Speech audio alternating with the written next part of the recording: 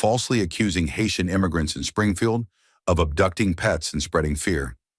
Vance responds with patriotic rhetoric and declarations about national security, but just minutes later, Crockett turns the tables with undeniable documents. And for the first time in his political career, J.D. Vance is left speechless, isolated, and under federal scrutiny. What did Jasmine reveal that made a United States senator vanish from public view and left America asking, who is the real threat? Stay with us. This is a story worth every second of your time. The hearing room was overflowing. No empty seats, cameras locked on, tension thick in the air. The atmosphere was ice cold with anticipation. Room 227 of the Rayburn House office building hadn't seen this kind of media frenzy since the last impeachment trial. The topic, ethics, national security, and the role of misinformation in federal leadership. But everyone knew this wasn't just a hearing, it was a showdown. Congresswoman Jasmine Crockett sat still at her seat, hands neatly folded, posture firm, eyes locked forward. On paper, she was just another member of the committee. In truth, she was the reason the room was full, the reason her name had trended across 3 platforms before she even spoke. To her left, Senator J.D. Vance reclined in his chair, arms crossed over a tailored Navy suit, wearing the calm expression of a man who thought he'd seen worse. But what he hadn't noticed, what the cameras would soon focus on, was the slim folder resting beneath Crockett's hand, its tab labeled in bold black ink. Springfield. For weeks, Vance had used his platform to push an inflammatory claim that Haitian immigrants in Springfield were kidnapping and eating cats and dogs. He offered no proof, no credible sources, just memes, grainy images, and ominous warnings. The fallout was immediate: fear, racial harassment, and panic. 3 schools in Springfield went into lockdown after threats targeted Haitian American students.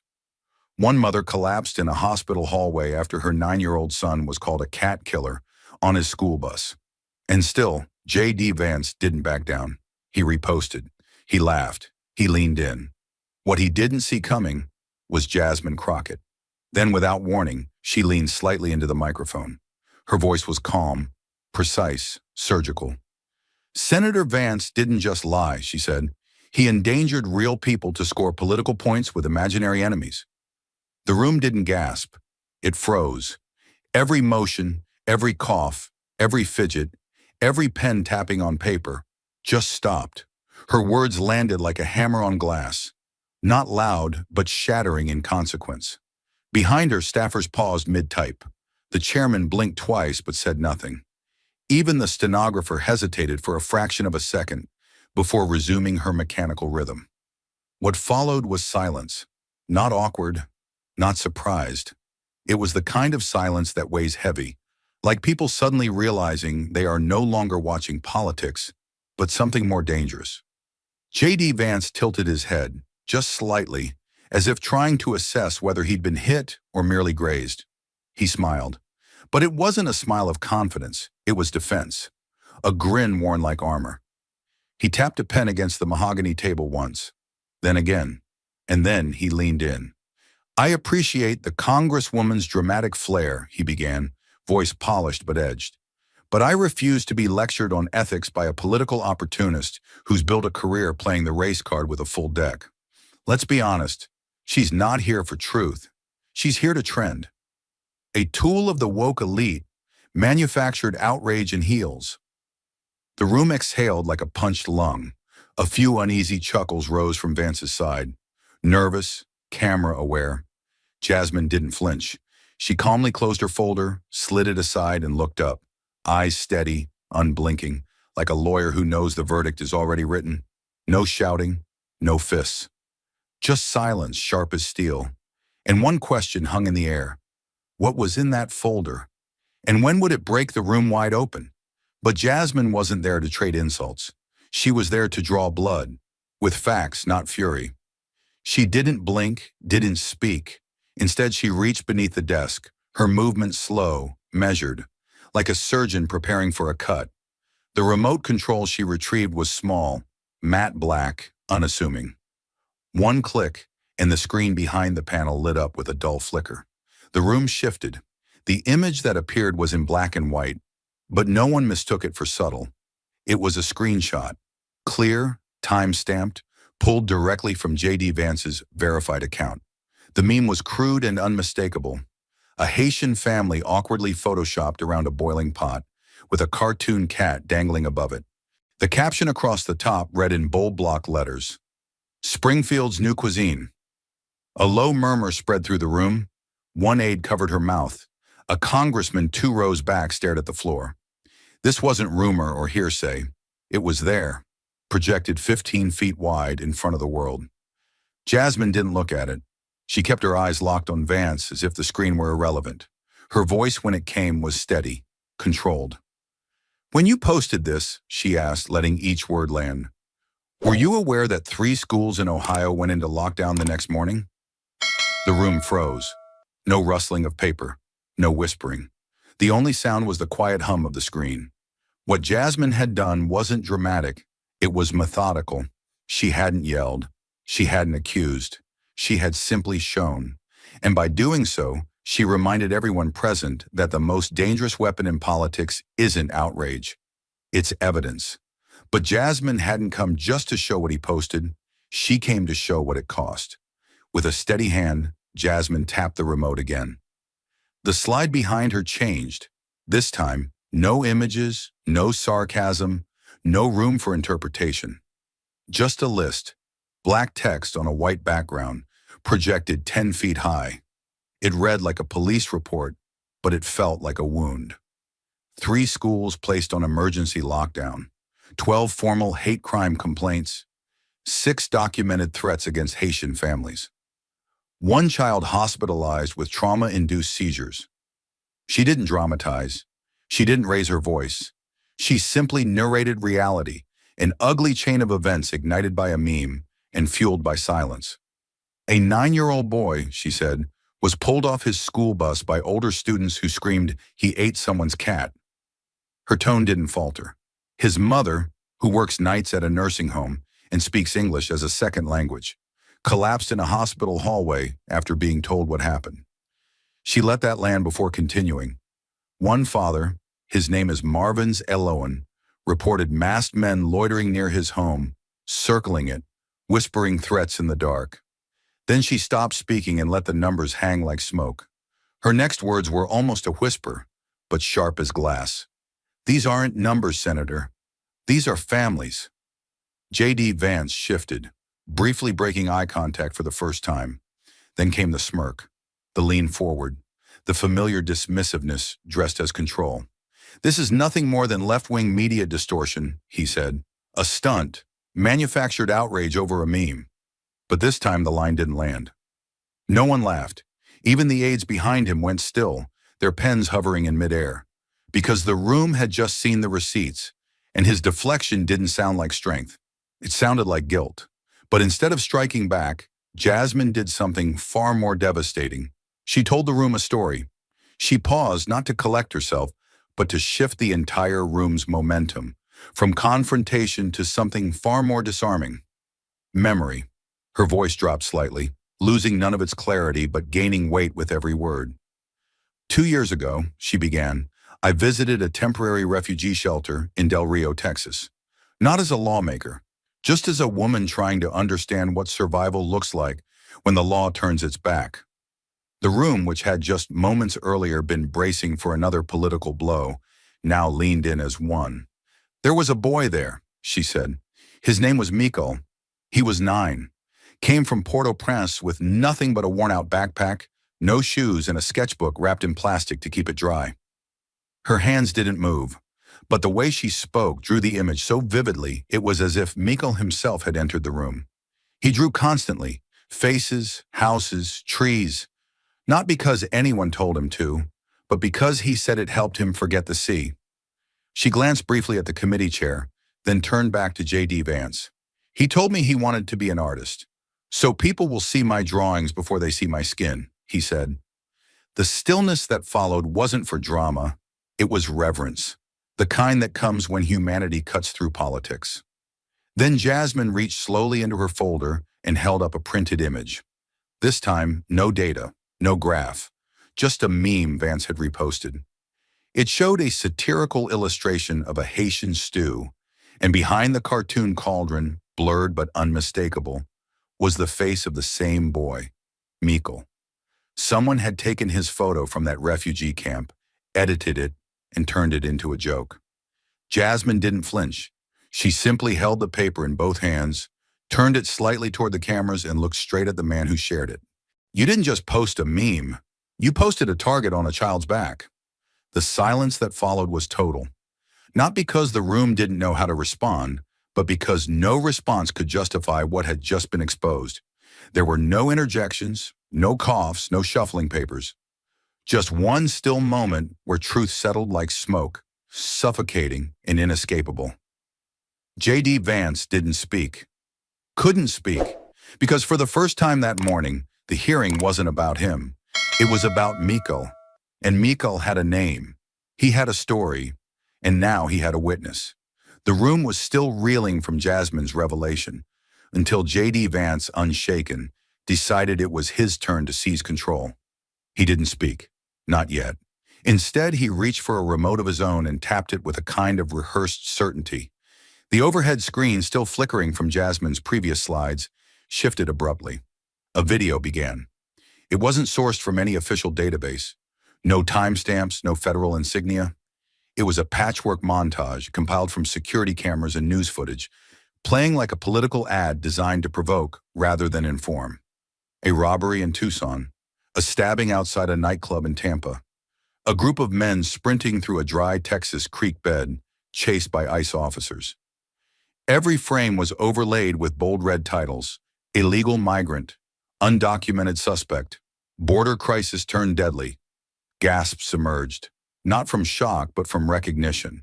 Everyone had seen this kind of imagery before. It was weaponized fear. He let the clip roll in silence, offering no context, no data, no names, just a rolling sequence of chaos, all tied together with one quiet implication. This is what people like Jasmine defend.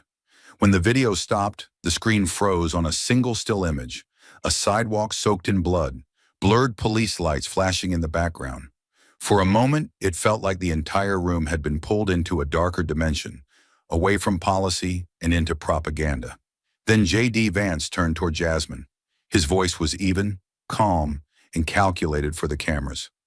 "If defending America makes me the villain in your book," he said, "then I'll wear it." The words dropped like lead. There was no outrage in his tone, just the chilling confidence of someone who believed framing the debate in violence would reset the scoreboard. He leaned back slightly, as if satisfied with the silence that followed. But behind the poise was a different reality. He hadn't offered truth. He hadn't offered facts. He had offered fear, as armor, as strategy, as deflection. And while some in the room shifted uncomfortably, hoping the images would fade from memory, others, especially those who had just seen Mikhail's face on that meme, knew better. Because no amount of blood-stained footage could wash away what J.D. Vance had done. And Jasmine Crockett was still in her seat, still watching, still waiting. But Vance wasn't finished. He didn't just want control of the room. He wanted to scorch the ground she stood on. He straightened his back, leaned slightly forward, and placed both hands firmly on the desk, like a man delivering a closing argument he'd been rehearsing for weeks. His voice was even, but the kind of evenness that carried an undertow of something colder. His words weren't policy. They were personal. They weren't an answer. They were an attack. "Let's be honest," he said, staring straight at Jasmine without blinking. "What the Congresswoman really resents is America itself." There was no hesitation, no softening of intent. "She doesn't just disagree with our policies. She despises our principles." He paused just long enough to make the moment sting. "She'd rather stand with people who cross our borders illegally than with the citizens who built this country." It wasn't a statement, it was an indictment. And in that moment, he wasn't talking to her. He was talking over her, past her, straight into the camera lens and out to the millions watching at home. He wanted headlines, he wanted hashtags, and he wanted her branded with one word: un-American. The reaction was immediate. A few Republican members behind him began to clap, short and sharp, not spontaneous, not heartfelt, but rehearsed, like they'd all been waiting for their cue. The applause echoed against the stone walls, tight and performative. One member even smirked as he leaned toward his colleague, whispering something that never made it to the mic, but was felt in the air like static.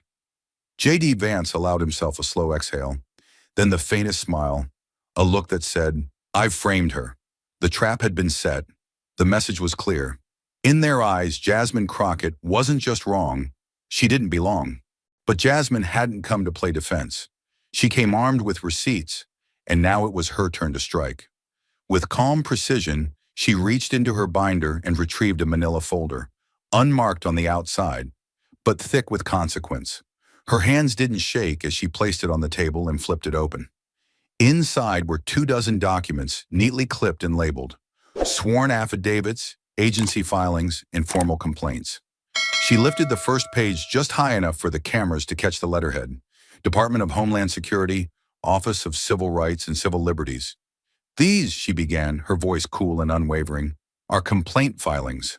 Her eyes locked onto J.D. Vance. 23 in total, all from American citizens, veterans, nurses, factory workers, wrongfully flagged by an AI system designed to identify undocumented immigrants. She let the words breathe, then continued. "A system your venture capital firm helped bring to market through 2 separate rounds of funding." Her statement wasn't a guess.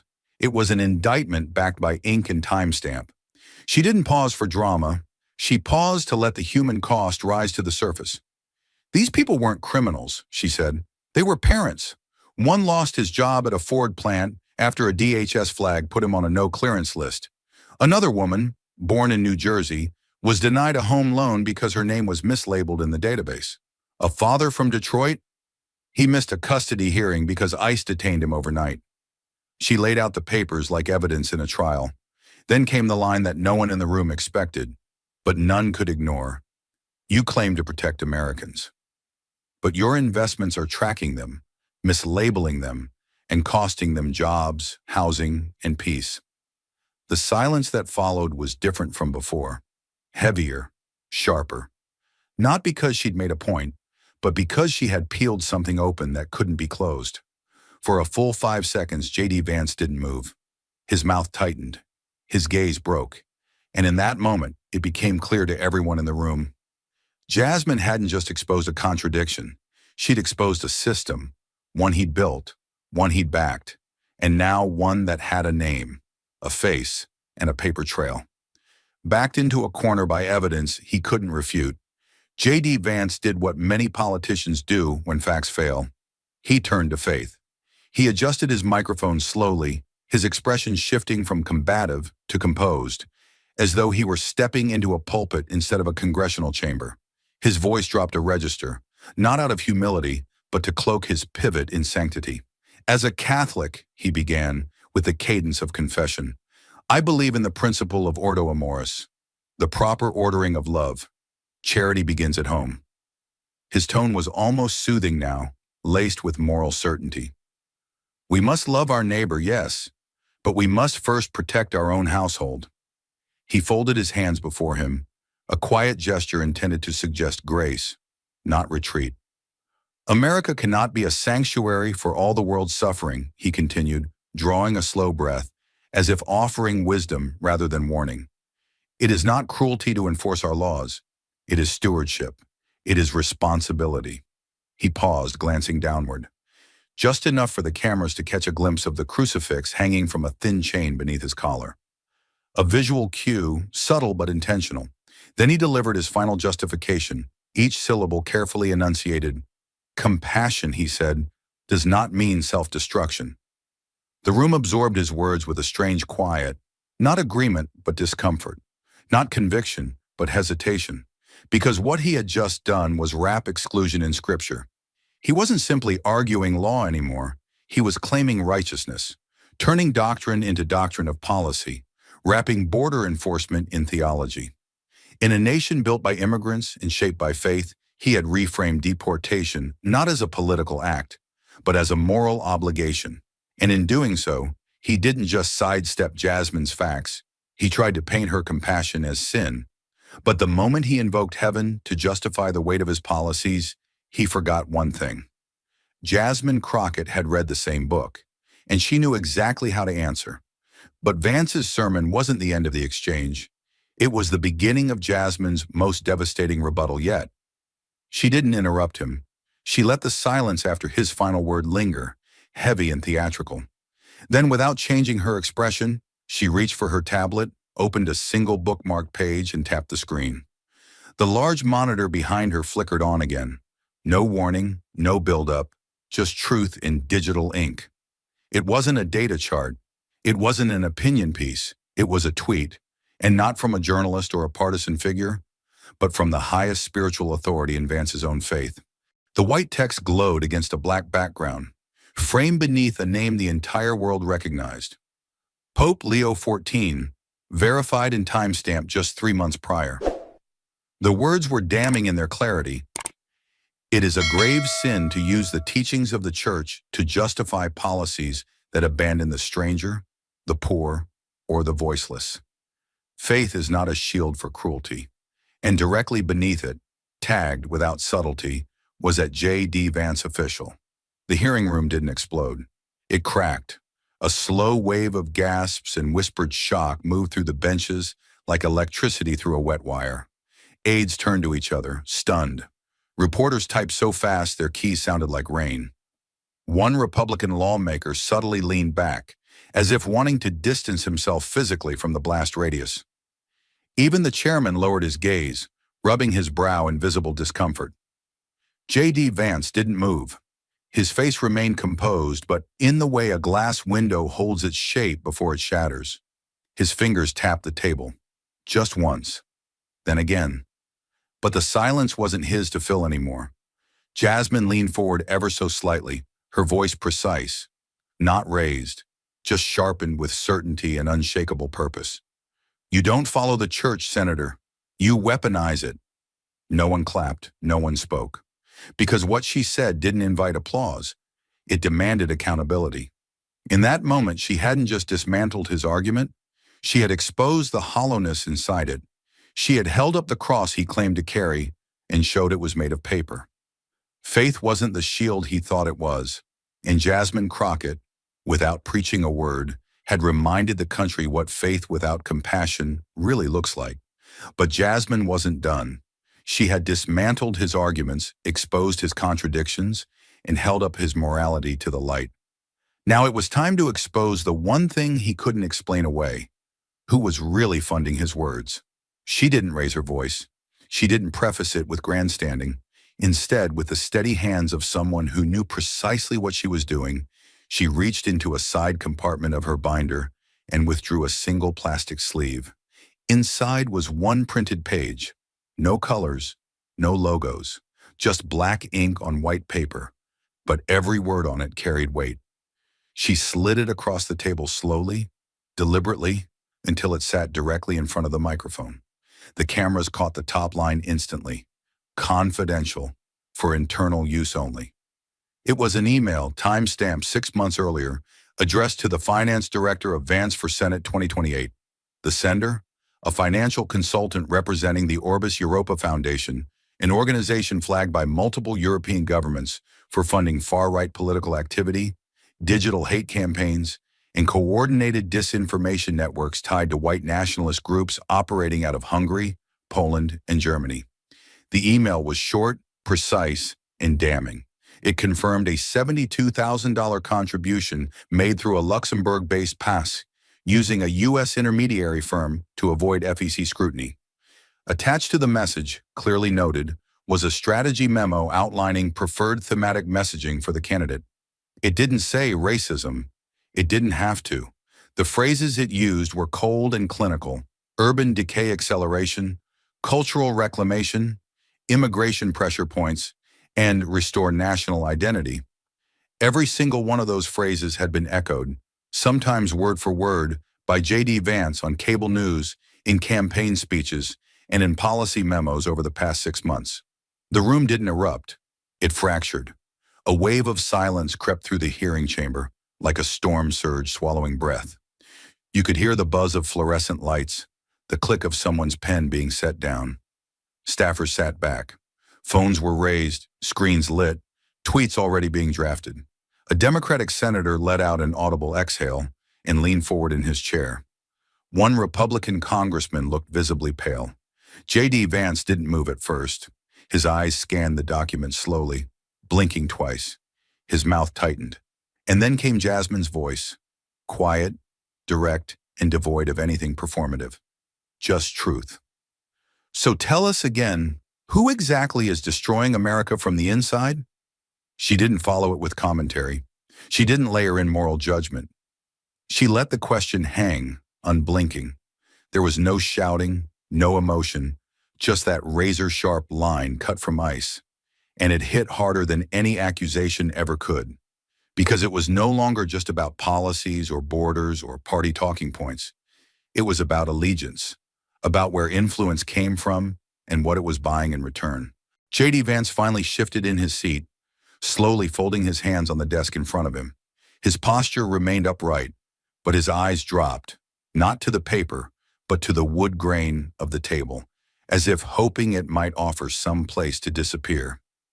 He didn't answer. He couldn't. The email was there. The name was there. The trail was clean. No cutouts left to hide behind. Journalists in the gallery began texting and typing, fingers moving faster than ever. C-SPAN's Chiron already showed.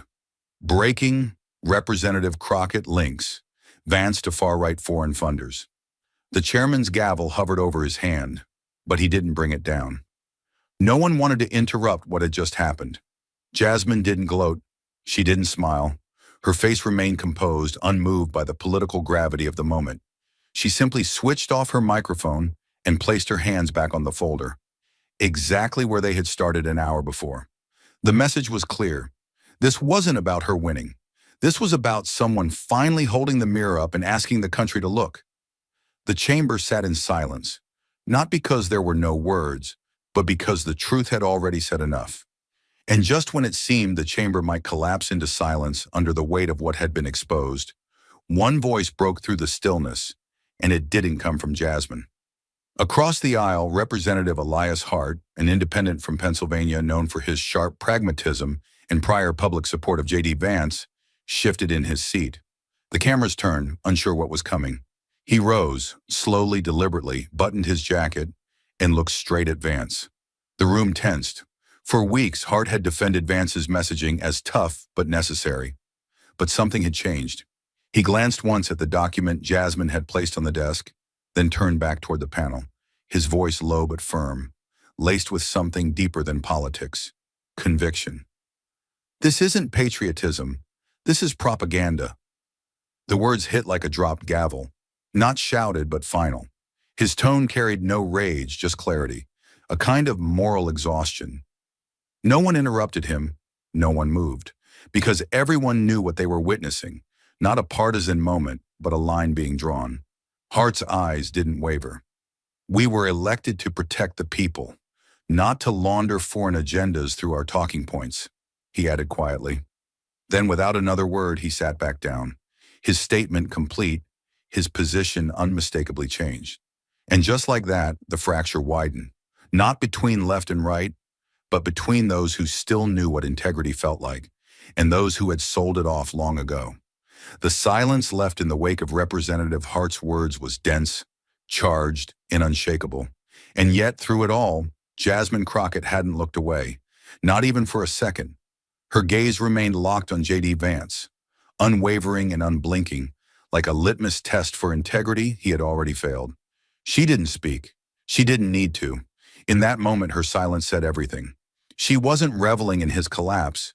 She was witnessing it. J.D., sensing the tide turning irrevocably, leaned forward just slightly, drawing breath, his mouth parting as if to speak. Maybe to protest, maybe to deflect, but the words never came.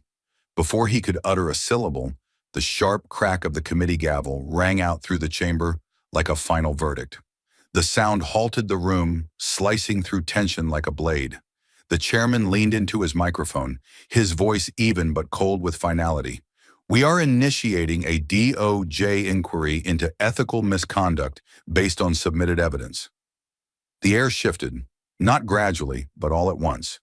You could feel it, the kind of shift that moves through a room not as noise, but as certainty. J.D. Vance's face twitched, ever so slightly. A single bead of sweat rolled down from his temple, tracing a path that betrayed the stillness of his posture. He reached for the glass of water in front of him, but his fingers brushed it only once before pulling back, hesitating, calculating.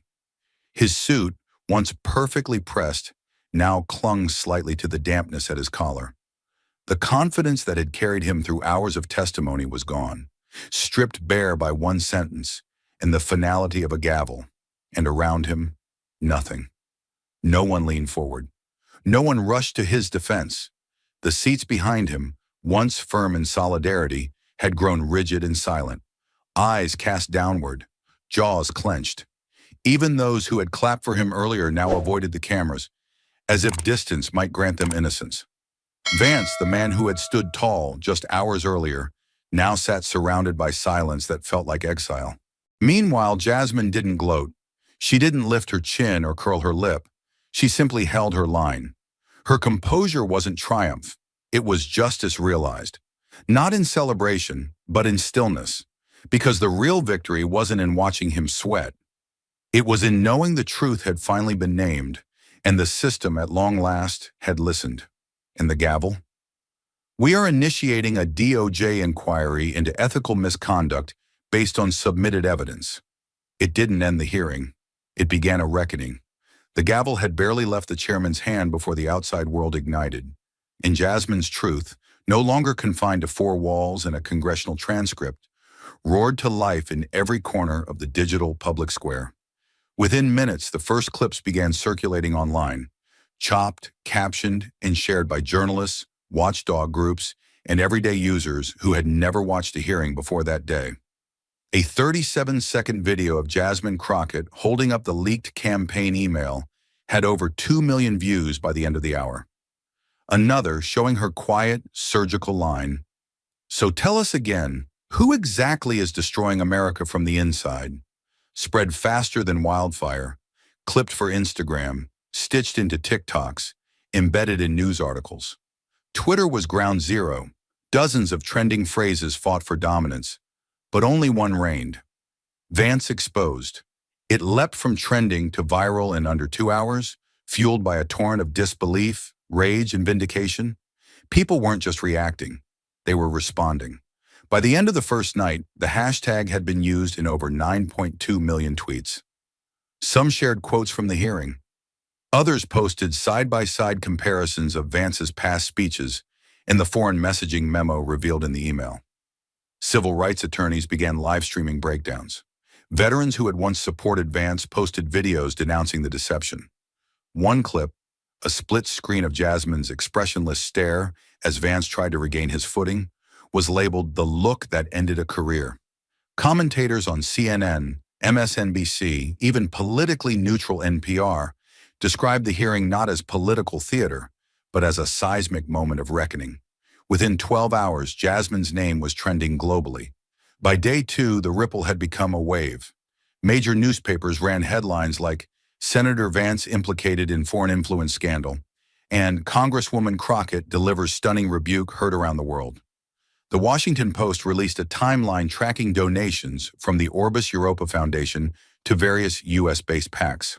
Politico launched a special investigation into other candidates who may have benefited from similar dark money networks. And the New York Times, in a rare editorial, called the hearing "a moment where silence lost and truth stood unshaken." The editorial ended with a now iconic line: "She didn't shout, she stood." And that was enough to make a nation listen. In the comment sections, something shifted. What began as a trending clip turned into confessionals. First-generation immigrants wrote about being profiled by AI systems. Parents recalled their children's schools going into lockdown after xenophobic rumors. A Black veteran posted a thread describing how, "Watching Jasmine Crockett stand alone and win was the first time I believed this system might still be capable of self-correction." Within 48 hours, that post had over 300,000 shares. Even those who had previously defended Vance found themselves cornered by the undeniability of the evidence. On Fox News, anchors tiptoed carefully, avoiding direct mention of the leaked email while still trying to salvage his narrative. But the public wasn't buying it. Clips of commentators attempting damage control were drowned out by duets, stitches, parodies, and reaction videos. A popular remix of Jasmine's final line, set to a dramatic cinematic score, was downloaded over 1 million times on TikTok. Students quoted her in class. Protesters in front of the Capitol held signs that read, "She stood, he sweated." By day 3, the political consequences started catching up to the cultural ones. Donors quietly withdrew from Vance's PAC. A spokesperson for the Department of Justice confirmed that a preliminary review of campaign finance violations was underway. Journalists staked out his Senate office, where blinds remained shut and press releases were scarce. Meanwhile, Jasmine appeared once, briefly outside her own office. She didn't give a speech. She didn't pose. She simply held up the now viral document, looked into the camera, and walked away. That 10-second clip was watched 14 million times in one day. Vance Exposed stayed at the top of Twitter for 4 days straight. It trended in 5 countries, translated into 3 languages, and became a kind of digital shorthand for what happens when truth, well-sourced, steady, and morally anchored, finally gets its moment in the light.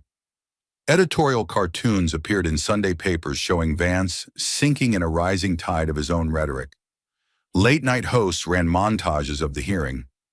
College campuses hosted pop-up panels called the Crockett moment, and perhaps most stunning of all, a conservative talk radio host, once one of Vance's loudest defenders, opened his show with this line, "I don't know what I was expecting, but I wasn't expecting her to walk in with the receipts and the resolve." In every corner of the internet, the same sentiment echoed. Jasmine Crockett didn't just win a hearing, she won a battle for clarity in a war of noise. Not by shouting, not by showboating, but by standing still, telling the truth, and refusing to flinch.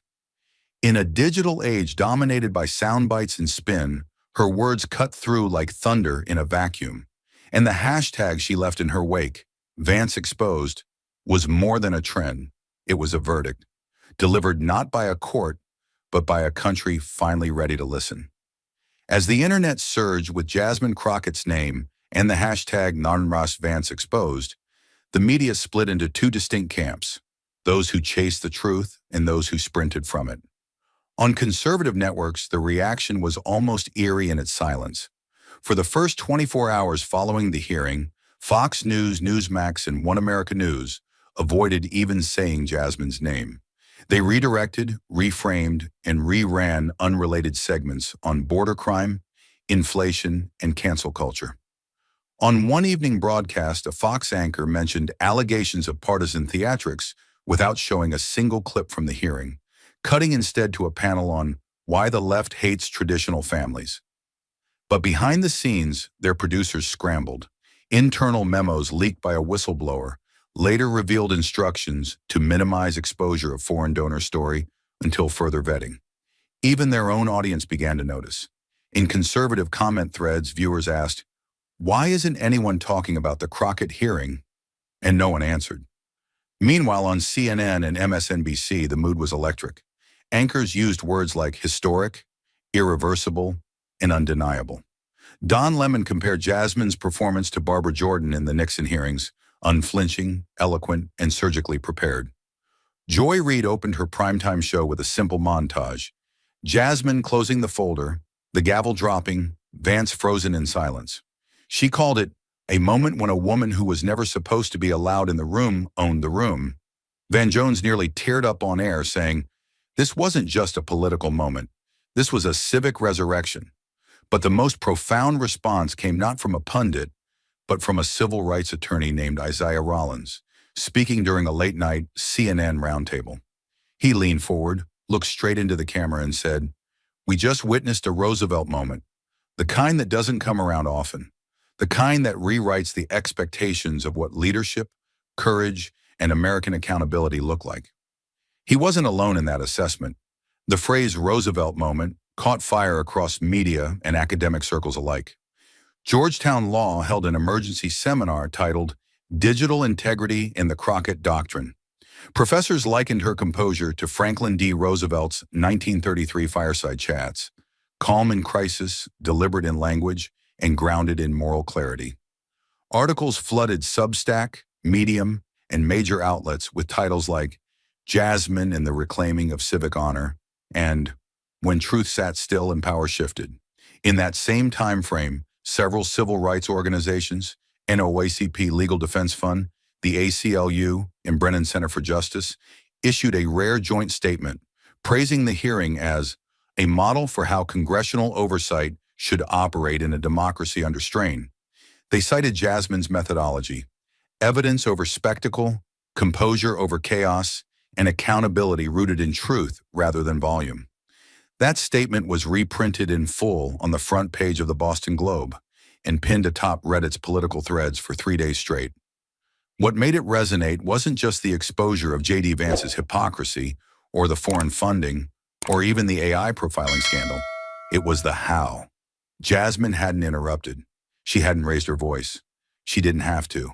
She let the facts do the screaming, and her silence thundered louder than any tirade ever could. In an era dominated by shouting matches, she was proof that stillness, when anchored by truth, could break walls that shouting never touched. That, perhaps, was what unsettled her opponents the most. They didn't know how to fight someone who didn't yell. They didn't know how to spin someone who didn't play. Jasmine Crockett had walked into a room stacked against her. Media narratives, committee bias, partisan fatigue. And by the time she walked out, the country wasn't just listening. It was wide awake. And in the days that followed, the divide in media coverage wasn't just a reflection of political allegiance. It became a measure of moral clarity. On one side, there were the networks still dodging, still framing her as emotional, partisan, divisive. On the other, there were those who recognized the hearing for what it truly was: a recalibration of truth in American public life. As the civil rights veteran Reverend Thomas Bell said in an op-ed for The Atlantic, she didn't storm the gates. She didn't shout them down. She simply opened the folder, looked injustice in the face, and said, "You don't get to hide anymore." And the country, weary of noise and desperate for something real, heard her, loud and clear. While the nation dissected every frame of the hearing, and Jasmine Crockett's name echoed through headlines, one name had gone suddenly, inconspicuously, silent: J.D. Vance. In the aftermath, his disappearance was not just strategic, it was deafening. For a man who had once thrived in front of cameras, who never missed a chance to sermonize on morning shows or clash with progressives in viral interviews, his sudden retreat struck a nerve across the political spectrum. Reporters camped outside his Senate office for 3 straight days. The blinds stayed drawn, the lights remained dim. Aides came and went through side exits, avoiding questions with rehearsed lines like, "No comment at this time," or "Senator Vance is reviewing the situation privately." No press releases, no tweets, no interviews. For a politician who built his brand on defiance, the silence was a confession all its own. Cable news ran live feeds of the hallway outside his office, waiting for even a shadow to flicker past the frosted glass. One evening, a staffer was caught on a hot mic saying, "He's not coming out. He's waiting for it to blow over." But it wasn't blowing over.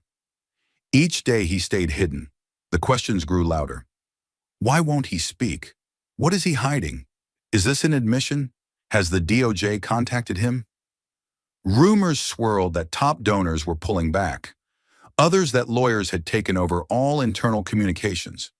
A leaked email from a staffer hinted that the senator is under enormous pressure not to contradict legal counsel. The media frenzy sharpened with every hour of his silence. CNN counted down how long he'd been off air. Day 4, Vance missing in action. MSNBC ran a segment titled "The Disappearance of a Demagogue." Even neutral outlets like NPR reported on a pattern of avoidance inconsistent with accountability. And the silence wasn't just tactical, it was visceral. Americans who had watched the hearing unfold like a courtroom drama now watched a man vanish before their eyes. His official website disabled its contact form for maintenance. His personal social media accounts went inactive. Even friendly conservative talk shows admitted they hadn't heard from him. At CPAC, his name was removed from a panel discussion hours before it went live. Journalists who once had direct access received auto-responses. One reporter for The Hill tweeted, "It's like J.D. Vance has been swallowed by the very narrative he built, loud on patriotism, quiet on accountability." What began as a political firestorm had morphed into something darker, a void where power once stood, a vacuum no press secretary could fill, because the story was no longer about the funding or the AI profiling or the meme. It was about the silence, the calculated disappearance of a man who once claimed to speak for real America, now unable or unwilling to speak for himself. Jasmine Crockett, in contrast, appeared once, briefly outside her office. When asked for comment on Vance's vanishing act, she said only, "I don't chase echoes. I follow facts." And still, he remained hidden. His absence wasn't just physical, it became symbolic. In political cartoons, he was drawn as a shadow fleeing a spotlight. On social media, memes of his empty chair at the hearing table went viral. Late-night hosts dubbed it the Great Vanishing Act. Civil rights groups called it the clearest sign of guilt we've seen this year. Even within his own party, cracks began to show. An anonymous senator told Politico, "You can survive scandal, but you can't survive silence. Not in this climate." As days turned into a week, and that week bled into a second, J.D. Vance's retreat stopped being a pause. It became the story. His voice, once a fixture of outraged politics, had gone mute. And in the absence of spin, of bluster, of noise, something rare happened. Truth had room to breathe. The silence wasn't protecting him anymore. It was convicting him. Louder than words, sharper than rebuttals. As J.D. Vance disappeared into silence and speculation, the spotlight turned fully toward the woman who had stared him down and never blinked, Jasmine Crockett. 3 days after the hearing, she appeared on national television for the first time since the gavel fell. The interview wasn't staged for fireworks. There was no dramatic entrance, no entourage, no soaring music score behind her. Just a simple studio chair, a modest navy blazer, and her hands folded calmly in her lap. 14 million people tuned in. Some were expecting defiance, some contrition, others perhaps a victory lap. But what they got instead was something far more disarming: quiet power. The interviewer asked her the obvious. "How did you stay that composed while the country was watching?" Jasmine smiled, not with triumph, but with recognition, the kind that comes from long years in courtrooms and longer nights reading case law no one else bothered to cite. She waited a breath, then answered, slowly, clearly, like every word had already earned its right to be spoken. "Truth doesn't shout, it stands, and today it stood long enough to face power and win." There was no applause, no need. The words settled into the space like gravity, anchoring the moment with something more lasting than headlines. The host looked momentarily stunned. For a full 5 seconds, the network feed held on Jasmine's face, unmoving, unshaken, and undeniably present. Across living rooms, classrooms, airports, and offices, the words replayed again and again. People posted the quote beneath still images of her in the hearing. It became a headline, a t-shirt, a banner. But in one place, it became something permanent. At the University of Texas School of Law, just 2 weeks later, the dean quietly commissioned a local artist to etch that sentence. "Truth doesn't shout, it stands." And today it stood long enough to face power and win, into the limestone wall of the school's central rotunda. Students gathered the morning it was unveiled, most of them not even law students yet. Some had never watched a congressional hearing in their lives, but all of them knew what had happened. They had seen it on their phones, heard it in their classrooms, felt it in conversations about justice they used to think were theoretical. And there it was now, in stone, words that didn't preach but endured. Faculty passed by and paused, heads bowed, not in reverence but in reflection. One professor, a civil procedure expert who had taught for 30 years, simply whispered, "Finally." Another wrote on the department's bulletin board, "Not all case law is written in courts. Some is written with courage." But the inscription wasn't just a tribute to Jasmine. It was a warning to every student who walked beneath it. Power is loud, but truth, when armed with clarity and conviction, doesn't need to be. Jasmine never asked for the quote to be memorialized. When told about it by a reporter weeks later, she simply said, "I didn't say it to be remembered. I said it because someone had to." That too went viral. In a country that had grown numb to sound bites and cynicism, Jasmine Crockett had carved out something deeper. Not just a moment, but a marker. And while others chased platforms, she had stood still, long enough to let the truth speak for itself. And the world, it listened. As Jasmine's words echoed across the nation, etched into walls, replayed in minds and quoted in silence, something heavier began to move beneath the surface. The machinery of justice. 4 days after the hearing, just as the last hashtag from the digital storm began to dim, the Department of Justice stepped forward, not with commentary but with consequence. The press conference was announced with only a 2-hour notice, but the room was filled wall to wall, shoulder to shoulder, cameras locked in. No leaks had preceded it. No aides whispered what was coming.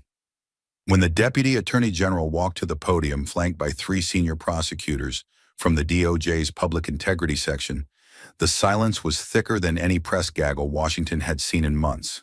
She didn't posture. She didn't editorialize. She simply read, "The Department of Justice is opening a federal investigation into allegations of illegal foreign campaign financing connected to Senator J.D. Vance and affiliated political entities, based on credible evidence submitted during a recent congressional hearing." No dramatic pause, no flourish. Just fact, delivered like a charge. The room broke into shouts. Reporters threw questions, flashes fired, the air buzzed with urgency. But she only added one sentence before exiting the room. "This office does not comment on ongoing investigations, but this office does not ignore them either." That single statement set off a chain reaction that hadn't been seen since the Mueller years. By 3 p.m., federal subpoenas were being hand-delivered to senior members of Vance's campaign staff. By 6 p.m., forensic investigators from the DOJ's Election Crimes Branch were granted expedited access to offshore account metadata, accounts previously shielded behind Luxembourg banking privacy laws. The walls built for plausible deniability were cracking fast. The allegations weren't just theoretical anymore. They were being itemized. Campaign wire transfers from obscure tech startups with no physical offices. A pattern of transactions matching timeframes when Vance's rhetoric on immigration and national integrity had spiked in speeches. An AI consulting firm, supposedly developing border surveillance tools, was found to be listed under a holding company with direct links to Orbis Europa, an extremist political group already blacklisted in parts of the EU for promoting white nationalist ideology and digital propaganda warfare. By the second day, DOJ attorneys filed requests with Swiss and Estonian authorities for bank records connected to the shell corporations. Europol confirmed cooperation. A former Orbis strategist turned whistleblower came forward on Dutch TV, stating in chilling detail, "American politics is not immune. We've funded candidates before, but Vance, he was the one we were told would deliver on a scale we hadn't seen before." News outlets ran with it. The New York Times printed a front-page headline, "Foreign fingerprints on the American ballot. DOJ follows the money." ProPublica published a 12,000-word expose the following morning, tracing political ad buys to data centers in Budapest. Reuters uncovered a secured messaging channel between a campaign aide and a now-indicted Austrian nationalist thought to have ties to digital sabotage operations in France and Italy. What had started as a hearing now looked like the beginning of the largest federal election interference probe in over a decade. Meanwhile, J.D. Vance's office released a 92-word statement through his legal team. Senator Vance maintains full confidence in the legality of his campaign's finances and rejects any politically motivated attempts to smear his record. He will cooperate with any official inquiries. But the markets didn't wait. PAC donations dropped by 42% in 5 days. Conservative donors pulled advertising commitments from affiliated media channels. 3 major GOP figures, speaking off the record, confirmed that Vance had been advised not to attend the upcoming Conservative Leadership Summit in Arizona. And when a reporter from NBC asked whether the RNC still considered Vance a 2028 contender, the spokesperson simply responded, "We're watching events closely." Inside the Capitol, the mood shifted from silence to strategic retreat. Lawmakers who had previously praised Vance's straight talk began issuing vague statements about waiting for all the facts. Others, more pointed, suggested new ethics rules around foreign-backed digital platforms. Behind closed doors, Republican senators began convening unofficial briefings with legal advisors, not to defend Vance, but to draw lines between his campaign and their own. One senator, captured entering an elevator, said quietly to an aide, "I'm not sinking with that ship." Through it all, Jasmine Crockett said little. She didn't need to. The truth she had dropped like a stone into still waters was now creating waves too large to control. DOJ investigators cited evidentiary material introduced during testimony under oath as the catalyst for the inquiry, implicitly confirming that her documents had passed the highest legal threshold for initiating federal action. Legal scholars across the country weighed in. Georgetown called it a clean procedural trigger. Harvard's Constitutional Law Review labeled it textbook oversight turned prosecutorial ignition. And the public? The public was no longer waiting for someone to explain what had happened. They had seen it, they had heard it, and now they were watching the system do what it had too often failed to do: follow truth without permission. Memes of Jasmine holding the evidence appeared with captions like, "She didn't blink, he disappeared." The quote, "Truth doesn't shout, it stands," now appeared not only on campus walls but on courthouse protest signs and in profile bios. DOJ officials, though tight-lipped, admitted that the volume of public whistleblower tips surged by over 300% following the hearing. It wasn't just about J.D. Vance anymore. It was about a culture of political complicity being peeled back, inch by inch, subpoena by subpoena. And somewhere inside the Justice Department, deep within a sealed case file marked confidential, Vancer 24, investigators began preparing their first round of interviews. Quiet meetings, protected identities, chain of custody logs with redacted recipient codes. They knew the eyes of the nation were on them, but more importantly, they knew the precedent had been broken. Because what Jasmine had done wasn't just spark outrage, she'd sparked movement. And now the law, slow, methodical, unblinking, was on the move. And it was headed in only one direction. As the DOJ investigation deepened and the nation continued its reckoning, what began as a single hearing transformed into a case study of courage, corruption, and the cost of truth. And 1 year later, its legacy was sealed in the most unlikely of places: a classroom. In the fall semester of the following academic year, students at Harvard University filed into Langdell Hall, home of the university's legendary law school, unaware they were about to study history that hadn't even settled into dust. On the syllabus for Government 243, Ethics in Modern American Politics, was a unit simply titled The Crockett Hearing. Printed beneath it was a required reading list, not just news coverage or editorial opinion, but primary sources, the leaked Orbis email, the DOJ indictment summary, and the full transcript of Jasmine Crockett's testimony. No dramatization, no narration, just facts, raw and unflinching. The professor, a former federal judge turned lecturer, stood before the class on day one and opened with a line that had once been whispered across the country like a warning: "Truth doesn't shout, it stands." He told the students they were not just going to study the case for its political impact, but for its ethical architecture. How a single congressional hearing, often dismissed as grandstanding, became a courtroom without robes. How one woman, with nothing but a binder and an unshakable spine, had triggered a federal probe, a cultural shift, and a national conversation about integrity that textbooks had failed to capture for decades. The hearing room was rewatched like a courtroom deposition.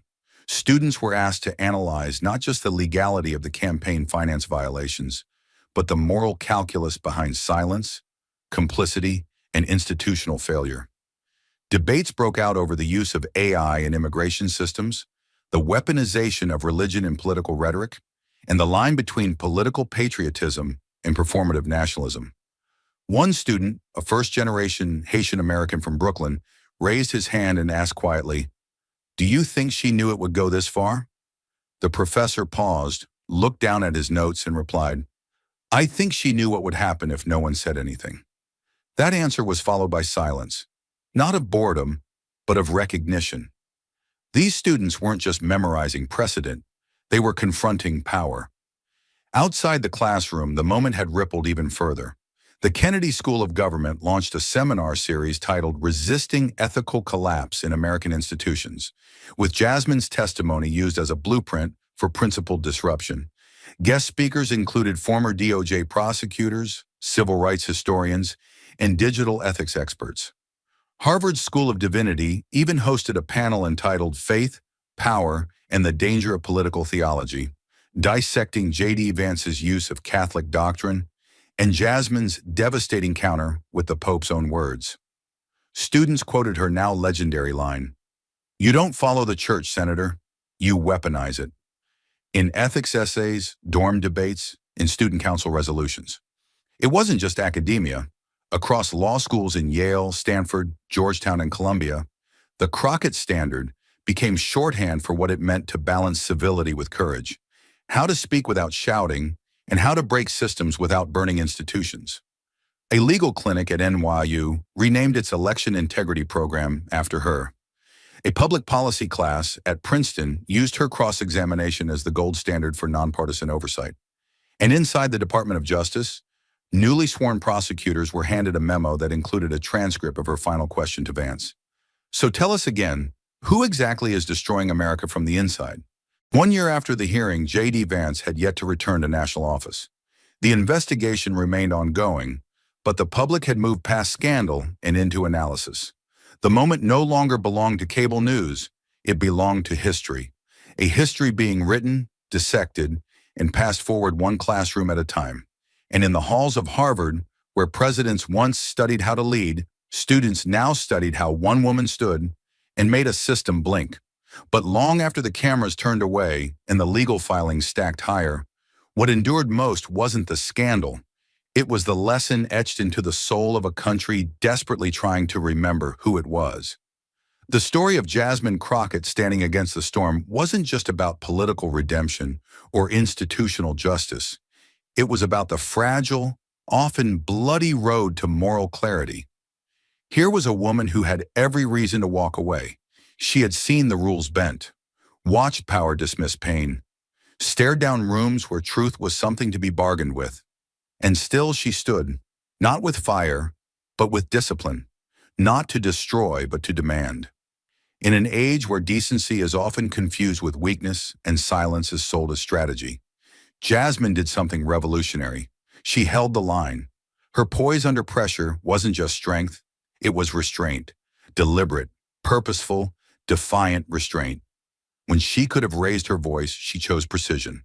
When she could have made it about her, she made it about the people, those profiled by machines, those silenced by fear, those discarded by men in suits whose patriotism was for sale. And that's the heart of this story.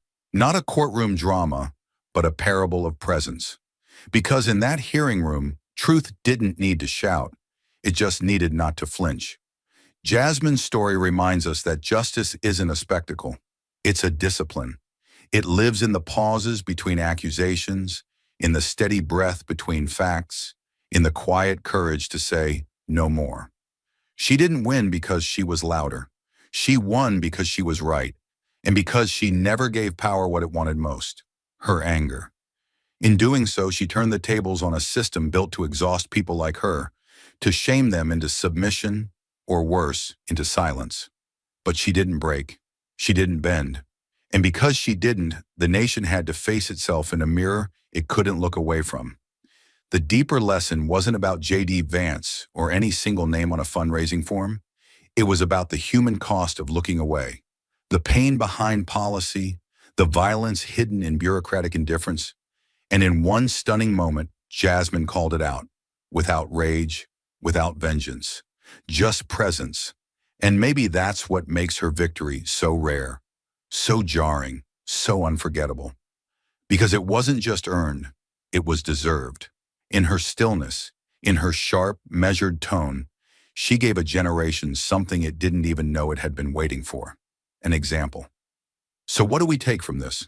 That bravery doesn't always come with volume, that dignity isn't weakness, that you can stand for something and still walk away whole. The world tells us to scream louder, to strike first, to outspin and outshout. But Jasmine Crockett gave us a different map, one rooted not in power, but in truth. And when truth is finally heard, not just shouted, that's when change begins, not in headlines, but in hearts. Thank you for watching until this moment and for standing with us on this journey for justice. Your support means everything. Like, subscribe, and turn on notifications so you never miss what's next. And we'd love to hear your thoughts. Leave a comment below and let us know what moved you most in this story. Together, our voices make a difference. In a televised Capitol showdown, Jasmine Crockett goes head-to-head with Sam Altman after uncovering his secret AI that labeled 6.2 million Americans as political threats. While Altman scrambles to defend it as innovation, Jasmine detonates the hearing with a leaked recording that proves he planned to bypass Congress and target the public. Within minutes, the DOJ steps in. Altman turns pale. His billion-dollar empire begins to collapse on live TV. What did Jasmine say that left the godfather of AI speechless and America stunned? Stay with us. This is a story worth every second of your time. The air in room 212 was unusually heavy. Mahogany walls and brass plaques seemed to lean forward, listening. Behind the dais, Representative Jasmine Crockett adjusted her earpiece, her face unreadable, calm, focused. On the surface, it was just another oversight hearing. In truth, it was a battlefield, and she was about to confront one of the most powerful figures in tech. The chamber screens glowed with 5 words: Hearing on Unauthorized AI Surveillance, Project Vanta 9.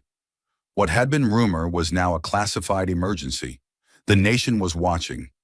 At 8:04 a.m., Sam Altman entered, flanked by attorneys in Navy suits. He walked like a man used to control. His expression was calm, almost surgical. When he raised his hand to be sworn in, cameras captured the face of a man whose AI systems had quietly reached into nearly every American life. Voice assistants, hospitals, finance, and now, allegedly, their homes. One leaked image showed it all. A neural interface labeled Vanta 9 Behavior Index Engine, stamped classified, do not distribute. This AI didn't just observe, it predicted, and worse, it judged. What made this different from any AI project that had come before was the scope of its reach. The leaked dossier showed that Vanta 9 had covertly harvested data from over 62 million Americans, pulling from sources that were supposed to be private. Smartphones, home cameras, wearable devices, school records, and even restricted access hospital databases. The system had silently synced with cloud-based voice logs, email metadata, biometric scans, and public transit activity without any formal disclosure or consent. In the name of behavioral forecasting, it had become a god that watched without permission and remembered everything. Crockett leaned into her mic, her voice steady as stone. "Mr. Altman," she began, "before we begin, I want to make one thing clear.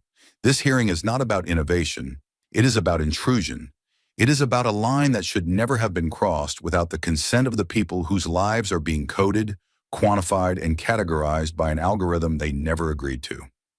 Altman blinked once. Just once. It was all Crockett needed. She locked eyes with him, no hostility, just clinical precision.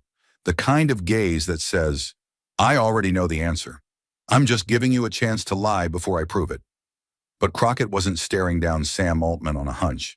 She already knew what was buried inside the machine, because someone inside had finally broken the silence. It didn't come from an intelligence agency. It didn't come from a watchdog group. It came from a cardboard envelope. No name, no stamp, no return address. Delivered quietly to the front desk of Representative Jasmine Crockett's Capitol Hill office, it sat for 3 hours before anyone opened it. Inside, a single USB drive, unlabeled, generic, cold to the touch. Her chief of staff scanned it for malware. Clean. Then opened the folders. What they found didn't need a warning label. It was a confession written in code. There were hundreds of files, raw logs, system calls, AI behavior flags, all under directories labeled GPT Vanta Core and Vanta 9 eval/soc sort.log. Nothing about them looked public. These weren't the APIs developers saw at conferences. These were internal, buried deep in the infrastructure of OpenAI's most guarded system. Crockett stood over her staffer's shoulder, scrolling through the lines. The deeper they went, the more disturbing it got. Some files had been created just weeks ago, others over a year back, meaning the system had been running quietly all this time, evolving in the dark. She noticed something immediately. The commands had no public documentation. Subroutines like empath, pre-risk, assess, and threat class assign appeared again and again. These lines weren't part of any known version of GPT or ChatGPT. They were invisible, hidden even from some engineers inside OpenAI. That was the first red flag. The second flag was worse. The system logs showed how Vance had been collecting behavioral data from sources far outside its stated purpose. Not just public social media or text prompts. It was drawing input from accelerometers inside smartphones, motion data from smart home cameras, even encrypted medical records and school behavior reports. It didn't ask permission. It didn't leave a trace. Everything was tagged under a single parent node. SOC Risk Predictive Model. Crockett's throat tightened. Vance wasn't just designed to respond to queries. It was designed to watch. It monitored for emotional volatility, flagging elevated heart rates, erratic typing speeds, frequent late-night searches. It measured tone in voice logs, hesitation in smart speaker responses. And then it classified people, not based on crime, not based on law, but based on potential. Potential to resist, potential to organize, potential to dissent. One log showed this. Threat level equals high, assigned to a middle-aged warehouse worker who'd recently searched for labor union protests and how to sue my employer. Another log, instigator class, given to a 19-year-old college student who'd posted 2 tweets about civil disobedience and followed 3 Black Lives Matter accounts. This wasn't artificial intelligence. This was artificial profiling. Crockett sat in silence, staring at the screen. Outside her window, the Capitol dome stood tall in the morning light, but inside, everything felt hollow. The air in the room was colder. She had seen voter suppression. She had seen racial redlining and algorithmic bias in housing, policing, and credit systems. But this was something different. This was surveillance weaponized at scale, buried beneath complexity, disguised as safety. She printed the logs, the worst ones, spread them across her desk like pieces of a broken contract. This was not just a technical overreach. It was a human rights violation, masked behind lines of Python and JSON. She clenched her jaw, slid the USB into a secure red case, and placed it carefully in her bag. There would be no press conference, not yet. No leaks to the media. This wasn't about headlines. She had a better stage. She would carry this evidence into the hearing room. She would look Sam Altman in the eye, and she would make him say it himself under oath, with the nation watching. Threat level equals high, one line read, under a user who had searched for labor union protests and how to sue my employer. Another flagged a college student as instigator class for posting about civil disobedience. This wasn't artificial intelligence.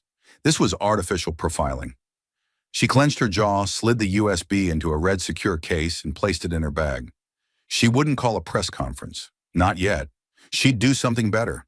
She would make Altman say it himself in front of Congress, under oath, with every American watching.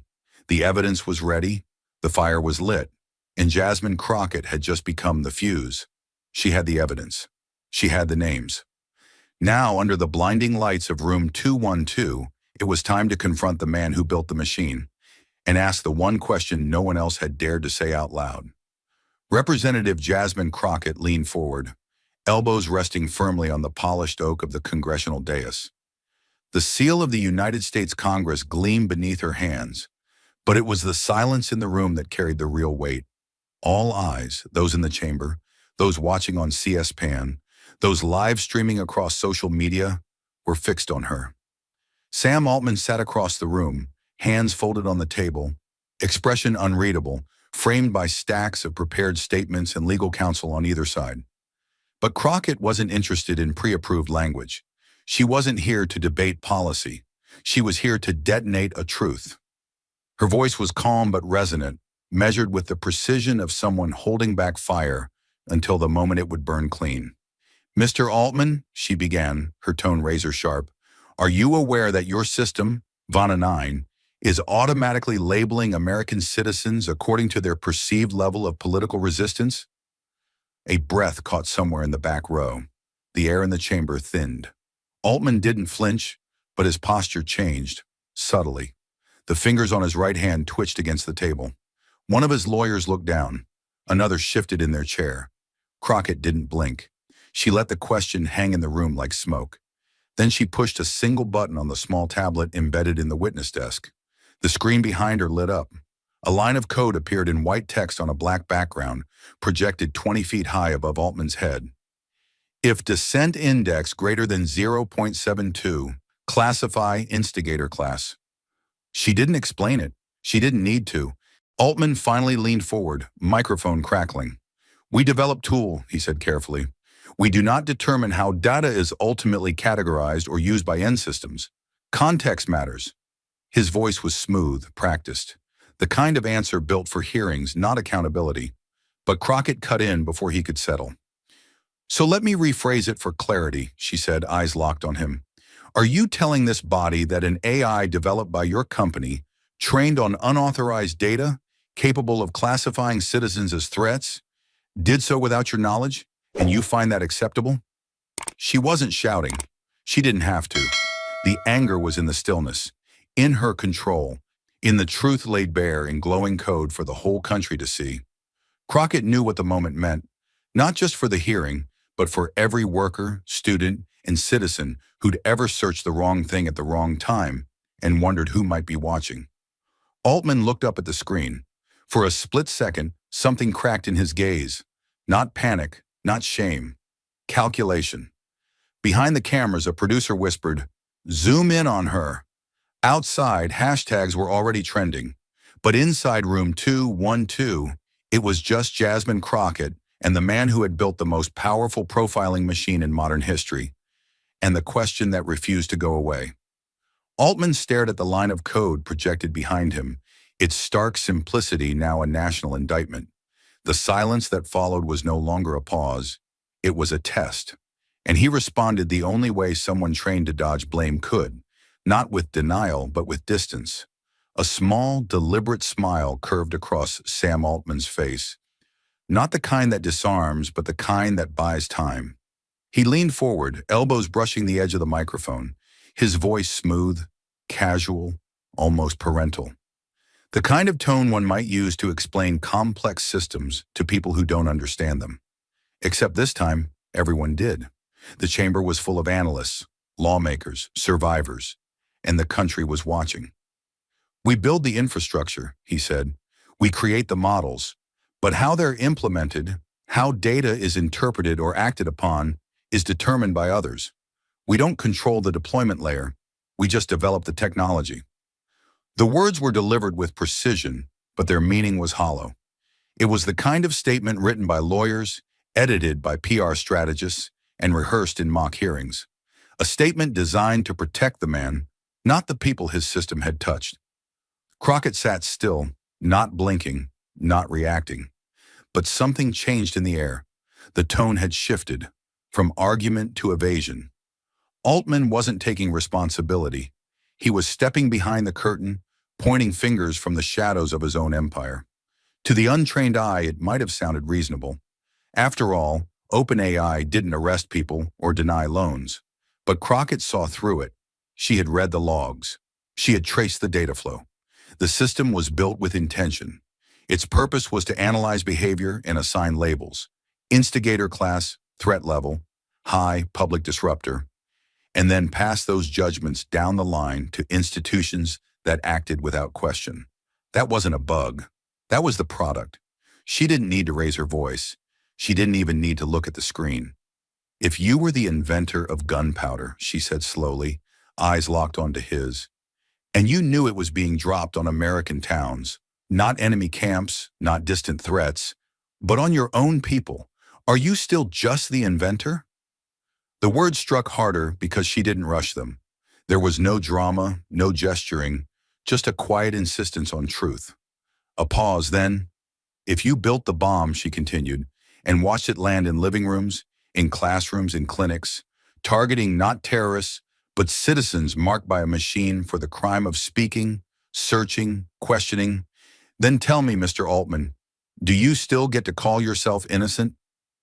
This wasn't rhetoric. It was reckoning. Her tone didn't accuse. It invited him to answer, to prove he still had a conscience beneath the code. But he didn't speak. For the first time, Altman's expression faltered. The smile faded. His hands, so carefully placed a moment ago, now fidgeted just slightly beneath the table. The cameras caught it. The world caught it. Somewhere outside, protesters chanted louder. But inside room 212, it was the silence that roared. Jasmine Crockett didn't need to say another word. The question had been asked. The evidence had been shown. The weight was now on him, and he had nothing to carry it with. Altman's silence still lingered in the chamber air like static. It wasn't remorse, it was calculation. And Jasmine Crockett had spent her entire life decoding the silence of powerful men who thought accountability was optional. But now, in the narrowest hallway behind Capitol Room 212, she held something they couldn't spin, reframe, or redact. It didn't come from a subpoena. It came from someone who couldn't stay quiet any longer. The message had arrived during the break, unmarked, encrypted, routed through 3 layers of obfuscation before hitting the secure line her chief of staff checked every hour. Jasmine took the call alone. No advisors, no security, just the quiet click of the door closing behind her and the distant hum of voices from the press gaggle outside. The moment she pressed play, she knew the voice. It was a woman. No introduction, no title, just calm urgency. "Congresswoman Crockett, I'm not proud of how long I've stayed silent, but I've had enough." Jasmine stood still, back pressed lightly against the cinder block wall. She remembered the voice from a panel on AI transparency 2 years earlier. Measured, brilliant, unshakable. The former director of ethics at OpenAI, someone who had once defended Sam Altman. Now her tone was different, sharper, hollowed by what she had seen. Her words came in clipped phrases, as if she didn't want to waste time or breath. She described a private leadership meeting inside OpenAI's San Francisco headquarters. 6 men, 2 women, 1 objective. Decide how far Vanta 9 could go before it became too visible. Some had concerns. Others wanted legal reviews. But one voice had overruled them all. "We don't need congressional approval," Altman had said. "We need control before someone else tries to control us." Jasmine didn't move. She just let the weight of the sentence settle into her chest like a stone. It wasn't a misunderstanding. It wasn't taken out of context. It was a confession of intent, spoken in confidence, now echoing like a threat. Altman hadn't feared misuse. He had feared oversight. That's why there were no audits. That's why the deployment logs had been masked and obfuscated. Not to protect users, but to shield power from democratic reach. This wasn't ambition. It was strategy, the kind that treats civil liberties like latency problems to solve. She glanced down at the phone. Her fingers felt colder now. She had seen abuses of power before. Policing algorithms, redlining in mortgage approvals, school zoning bias baked into state databases. But this was different. This was not a system gone rogue. It was a man making a choice to prioritize domination over disclosure, speed over scrutiny, secrecy over consent. She replayed the quote twice. "We don't need congressional approval. We need control before someone else tries to control us." Then she lifted her phone and called her chief counsel. "I want this file cleaned, verified, and backed up on 3 drives," she said. "And I want the chain of custody bulletproof." The legal team had 15 minutes. That's all they needed. The digital signature matched. The voice was clear. The metadata intact. She didn't ask for a green light. She gave the order. When Jasmine walked back into room 212, the energy was different. The noise outside was louder. Protesters had doubled in number. The hashtag number sign VANTA9 had broken into global trends. Altman looked up from his binder as she entered. His eyes searched hers for a clue. He found none. She didn't smile. She didn't acknowledge him. She just placed the red case on the table and slid it beside her notes like a scalpel. The room was returning to order, but Jasmine Crockett had already decided what would happen next. She had a recording. She had the law on her side. And in less than 15 minutes, she would let America hear Sam Altman say, in his own words, that democracy was not his partner, but his obstacle. Jasmine Crockett was seconds away from playing the tape. The file was verified, the clearance granted, the chain of custody logged. But just before she reached for the red case, Sam Altman raised his hand, not in panic, not in surrender, in performance. He leaned forward with the precision of a man who had done this 100 times before and still believed he could reshape a narrative with the right tone, the right story, and the right lie told kindly enough. With permission, he said into the mic, his voice smooth, almost gentle, I'd like to clarify a few points for the record. The chair granted the request. The cameras zoomed in, and just like that, Altman took the stage, not as the architect of an invasive algorithm, but as the misunderstood genius in a storm of public panic. He didn't begin with Vana 9. He began with hope. He told the story of an open AI model that caught a rare form of cancer missed by human eyes, of a teenager in crisis, identified by a chatbot's emotional recognition and saved before taking his life. He cited predictive crime models that, according to him, had lowered violent crime in several U.S. cities by 14%. Each example was carefully chosen, intimate, human, designed to evoke gratitude, not scrutiny. Then came the pivot. Altman's voice tightened, not shaken but sharpened, like a scalpel about to make a political incision. Unfortunately, as he said, some seek to politicize these tools, to inflame rather than inform. Congresswoman Crockett has chosen to radicalize this conversation, reducing scientific advancement to conspiracy and fear.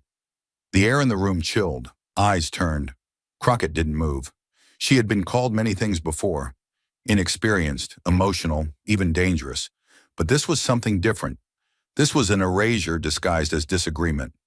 That kind of extremism, demonizing technology to score political points, doesn't protect the public. It weakens it.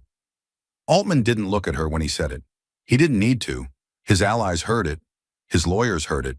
The cameras heard it. And the country heard it. The subtext was clear. She's overreacting. She doesn't understand. She's angry, not informed. Crockett's face remained still, but inside something hardened. Not out of ego, but out of memory, because she had watched this tactic before. She had seen smart men weaponize softness to smother accountability, and she knew exactly what to do with it. Altman had tried to wrap power in compassion, to soften surveillance with success stories. But as the applause settled in a few corners of the room, Jasmine Crockett leaned in, not to retaliate, but to remind the country that good results don't cleanse dangerous intentions. Jasmine didn't raise her voice. She didn't need to. She leaned slightly toward the mic, her fingers still resting near the red case, and her tone cut through the chamber like tempered steel. Her eyes didn't leave Altman, not for drama, but for truth. Not all progress is ethical, and not all technology deserves to exist. The room held its breath, because she wasn't speaking to him. She was speaking to every American watching from a couch, a break room, a classroom, anyone who had ever been promised that innovation was always good. Her voice stayed even, but there was no mistaking the weight behind it. It wasn't anger. It was conviction sharpened by a lifetime of watching systems justify harm with results. When you build a tool that can predict dissent, when it's trained on the lives of people who never consented, when it decides who gets watched, silenced, or denied, that is not safety. That is control. She turned her attention briefly to the committee, to the camera, to the country. We have to stop confusing capability with righteousness. The silence after that wasn't awkward. It was reverent. And Jasmine knew the next words wouldn't come from her. They'd come from him, recorded, raw, and real.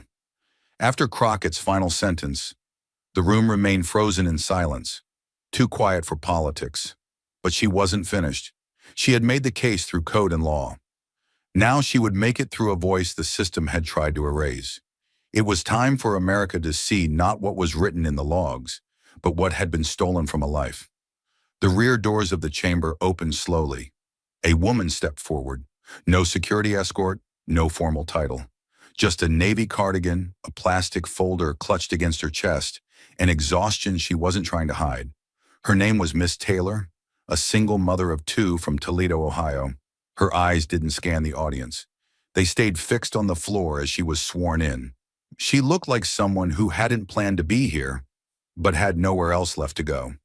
She sat down, adjusted the mic with trembling fingers, and when she spoke, her voice barely rose above a whisper, but every word landed like thunder. She explained that she had been laid off from her warehouse job 6 months ago, applied for public assistance, emergency food and housing support. Within days, she received a denial with no explanation. But then a caseworker, who had seen something she wasn't supposed to, quietly showed her a printout. Vanna 9 had flagged her application as elevated behavioral risk. The algorithm had pulled data from her phone's browser history, searches about depression, childcare stress, and 2 articles she'd read on protest rights after her landlord shut off the water without warning. That was enough. No appeal, no conversation, no human hand ever reached out. She tried to keep reading, but her voice cracked. Her hands shook. A tear slipped down her cheek before she could stop it. And then she looked up at the rows of senators, staffers, cameras, and she said the words no machine would ever understand. AI said I was dangerous. No one ever asked if I was okay. No one moved. Even Altman sat still. Because for all his code, for all the polish of his testimony, there was no rebuttal for that. Crockett stood, but she didn't speak right away. She gave the silent space. She let the grief breathe. Then she stepped forward, voice low and firm, not trembling, not dramatic, just impossibly clear. A single line of code stole a woman's chance to live. She didn't look at the screen this time. She looked at Altman. Not to accuse, but to confront. Not to wound, but to force recognition. She wasn't holding evidence anymore. She was holding consequence, and the weight of it was finally in the room. The testimony of Miss Taylor had left the room still and aching. No rebuttal could follow it. No statistic could outbalance it. But Jasmine Crockett wasn't finished, because exposing pain wasn't enough, not when the man responsible still sat stone-faced at the witness table, untouched by anything but optics. She inhaled slowly. Her voice didn't rise. It didn't need to. And if anyone here still believes this was just a system glitch, I have a recording I'd like to submit to the room. She turned slightly toward the chairman, who nodded. No one else spoke. She reached beneath her binder, pressed a small button on the control panel, and leaned back. The screens behind her flickered, first black, then waveform static, then a voice, crisp, unfiltered, inescapable. We don't need congressional approval. When they find out, it'll already be too late. The voice of Sam Altman, calm, calculated, real. A second voice followed, nervous, uncertain, a question quietly spoken but now broadcast to the world. What if the system misclassifies someone? The reply came instantly, flat, cold, final. We'll call that collateral deviation. No system is perfect. That was it. No more needed. The chamber didn't explode. It contracted. Not with noise, but with gravity. Staffers stiffened. Lawmakers blinked and turned toward Altman, as if seeing him for the first time. No one moved. No one whispered. Because no spin could make this go away. It wasn't conjecture, wasn't a leak, wasn't political theater. It was his voice, confessing to everything. That oversight wasn't sought, harm wasn't accidental, and people like Miss Taylor were not anomalies. They were accepted losses. Altman didn't speak. He didn't flinch. His fingertips stayed clasped, but his shoulders had tensed. His jaw had locked. Around him, his attorneys began to shuffle papers, pointlessly, instinctively, like men who had just realized they had nothing left to defend with. Crockett waited. She didn't speak immediately. She let the recording settle like ash after a fire. Then she raised her eyes. That is not my voice. That is not my opinion. That is his. There was no anger in her tone, no triumph, only clarity, delivered with a steadiness that made it all land harder. She didn't need to explain it. Everyone had heard it. They had heard how power spoke when it thought no one else was listening. What was once a hearing had become something else entirely. Not a debate, not a policy review, a reckoning. The last line of the recording still rang through the chamber like a quiet explosion. Altman's voice had stripped away months of denial in under 30 seconds. The audience hadn't gasped, but they had changed. Posture, eyes, silence. The kind of silence that only comes when people realize they were complicit by looking away. But outside room 212, something even bigger was beginning, and it didn't need a microphone to be heard. The alert hit Crockett's phone first, screen flashing, vibration humming beneath her palm, then a second, then 5. Her staffers, seated behind her, glanced down in near unison. One of them muttered, "Oh my God!" Jasmine picked up the device and saw it. A GitHub link, timestamped just minutes ago, shared by an anonymous OpenAI engineer under the handle, Truth in the Source. The title of the repo read, /Vanta9, core/archive/full build/. But it was the message that followed that sent the internet into combustion. If Congress won't see it, the people will. Within 60 seconds, the post had gone viral. Within 10 minutes, it had been cloned to over 100 mirror sites and dissected by security researchers, AI developers, and digital rights advocates around the world. Each one confirmed the same horrifying truth. The code matched Jasmine Crockett's internal files, line for line, class for class, risk score for risk score. There was no rogue deployment, no beta fork. Vanta 9 had been intentional, centralized, and live. By the time the hearing resumed, our Vanta leaks was trending in 32 countries. So was Code of Oppression, and Sam Altman knew. The live stream chat on every major news network was flooded with screenshots of the flagged identifiers. Instigator class, emotional volatility threshold, protest likelihood indexing, each more damning than the last. Gen Z coders were screen recording breakdowns. Civil liberties attorneys were drafting lawsuits on livestream. The machine had been exposed, not by regulation, not by Congress, but by the conscience of one anonymous insider who had finally said, enough. And Jasmine Crockett knew exactly what that moment required. She didn't look at Altman. She didn't raise her voice. She simply stood up, phone still in hand, and turned toward the crowd. Not just the one in the room, but the one behind every lens watching from home, classrooms, break rooms, and city sidewalks where truth was too often filtered through talking points. She lifted her phone slowly, holding it above shoulder height, screen glowing with the open source repository. Code doesn't lie, but we do. We lie when we say we didn't see it. We lie when we pretend complexity absolves harm. We lie when we let convenience silence responsibility. Then she lowered the phone, and this time her voice didn't waver. The source code doesn't lie, but we've learned how to be silent, professionally, politically, and publicly. Source code doesn't lie, but we've learned how to stay silent, and I choose not to. The words didn't echo. They struck. Crockett's eyes swept the room, not accusing, but unrelenting. Not just at the tech executives or Senate aides squirming in their seats, but at her colleagues.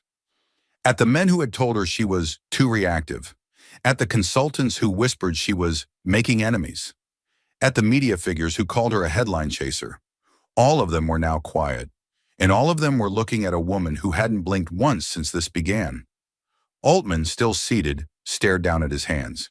His counsel leaned in, whispering, but he didn't move. He wasn't thinking about the next sentence. He was calculating the fallout, stockholder reaction, PR damage, legal exposure. But Jasmine wasn't concerned with spin. She was concerned with precedent, with the quiet rule that said if a system is complicated enough, it can't be evil. That if a man uses polite words, he can't be dangerous. But now the room knew better. Now they had seen the woman who was denied food because of an algorithm, heard the man who built that algorithm justify it, and watched as the code itself confirmed every word she had said. There was no more speculation, no more narrative to bend. There was only this. The most powerful AI system in the country had been used to profile and punish the people it was supposed to protect, and no one stopped it. Until now.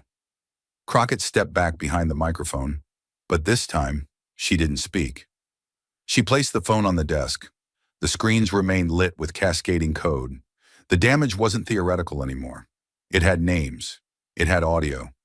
Now it had a source, and somewhere in a crowded alley, a man or woman with a conscience had risked everything to expose the machine from the inside. They hadn't waited for permission. Neither had Jasmine. And now neither could the country. The code had spoken. The recording had echoed. But as Jasmine Crockett stood before the committee once more, she knew that some truths didn't hit home through words alone. Some required the image, undeniable, color-coded and deliberate, that power never expected to be seen in public. She tapped the tablet embedded in the center console, and the screens behind her shifted. Gone were the text logs. Gone were the voices. What replaced them was something colder, a map. At first glance, it looked like a typical heat grid, satellite view, city outlines, population overlays. But then the room started to notice the red, deep red, sharp clusters of it, blotches that bled across neighborhoods like brush fire. In the upper right corner, a quiet label sat in grayscale, typed in the same utilitarian font OpenAI used for all its internal systems. PRZ, Political Risk Zones. The legend beneath it was simple. Red for high risk, orange for moderate risk, green for neutral. But there were no green zones on this map. Crockett turned slowly toward the screen, not to look at it. She'd seen it too many times already, but to give the room time to absorb what it was showing. Entire zip codes had been flagged by Vance as politically volatile, not because of voting patterns, not because of crime, but because the algorithm had calculated a high probability of civil unrest, institutional distrust, and information resilience. And the common thread between every region shaded red was no mystery to anyone with eyes. The map didn't highlight high-tech suburbs or gated enclaves. It didn't mark lobbyist corridors or beachfront donor properties. The red zones were poor neighborhoods, rural counties, native reservations, inner-city districts where buses didn't run after dark. Places where English wasn't the first language, where schools had more security guards than counselors, where police drones hovered longer than ambulances stayed parked, places filled with people who had been asking questions for years and getting silence in return. The room began to shift, not in sound, but in breath, a kind of collective recoil, a silence that had changed shape. Not disbelief, not doubt, recognition. Crockett let the silence stretch. Then, without turning, she said quietly, "This was not an academic exercise. This was not an internal planning document. This map was labeled for integration with regional agency dashboards, including social service vetting, grant approval systems, and mobile law enforcement dispatches. In other words, this wasn't just prediction. This was permission." She took one step forward. Every zone in red was not just marked, it was tagged for behavioral surveillance, keyword tracking, automated content downranking, selective service friction, all without a single due process hearing, all under the logic of prevention. One of the younger aides sitting behind the committee table dropped a pen. Another fumbled to mute a vibrating phone. But Jasmine remained still, her voice measured, her posture as precise as it had been all day. These zones were determined by the system's risk factor index, which included variables such as housing instability, social media language patterns, protest proximity, and historical complaints against local officials. She looked directly at one of the senators on the far right, an older white man who had earlier called for guardrails, not witch hunts. Her gaze held. Then somewhere across the aisle, the sound broke. A hand slipped off a desk. A pen clattered to the floor, and a voice, quiet, hoarse, stunned, spoke from a row of committee seats. "It's Jim Crow, written in code." Every head turned toward the source. A white senator, long known for his moderate tone and quiet committee work, now sat with his eyes locked on the screen. His hand hovered above the dropped pen, frozen. He didn't look at Jasmine. He didn't look at Altman. He just stared at the map, the red bleeding across states he had represented for decades. It's rebuilding the same thing, he whispered. Only this time, it doesn't use laws. It uses variables. No one replied. They didn't have to, because that was the moment everyone in the room knew. The system wasn't broken. It was functioning exactly as designed. Crockett turned back to the audience, the screen still glowing red behind her. This didn't start with AI, she said. This started the moment we told ourselves that data was neutral, that patterns had no prejudice, that math could replace morality. She tapped again, zooming into one section of the map, Southwest Atlanta. Block by block, the red intensified. One neighborhood was labeled Tier 1, Socio-Political Instability Vector, SPIV.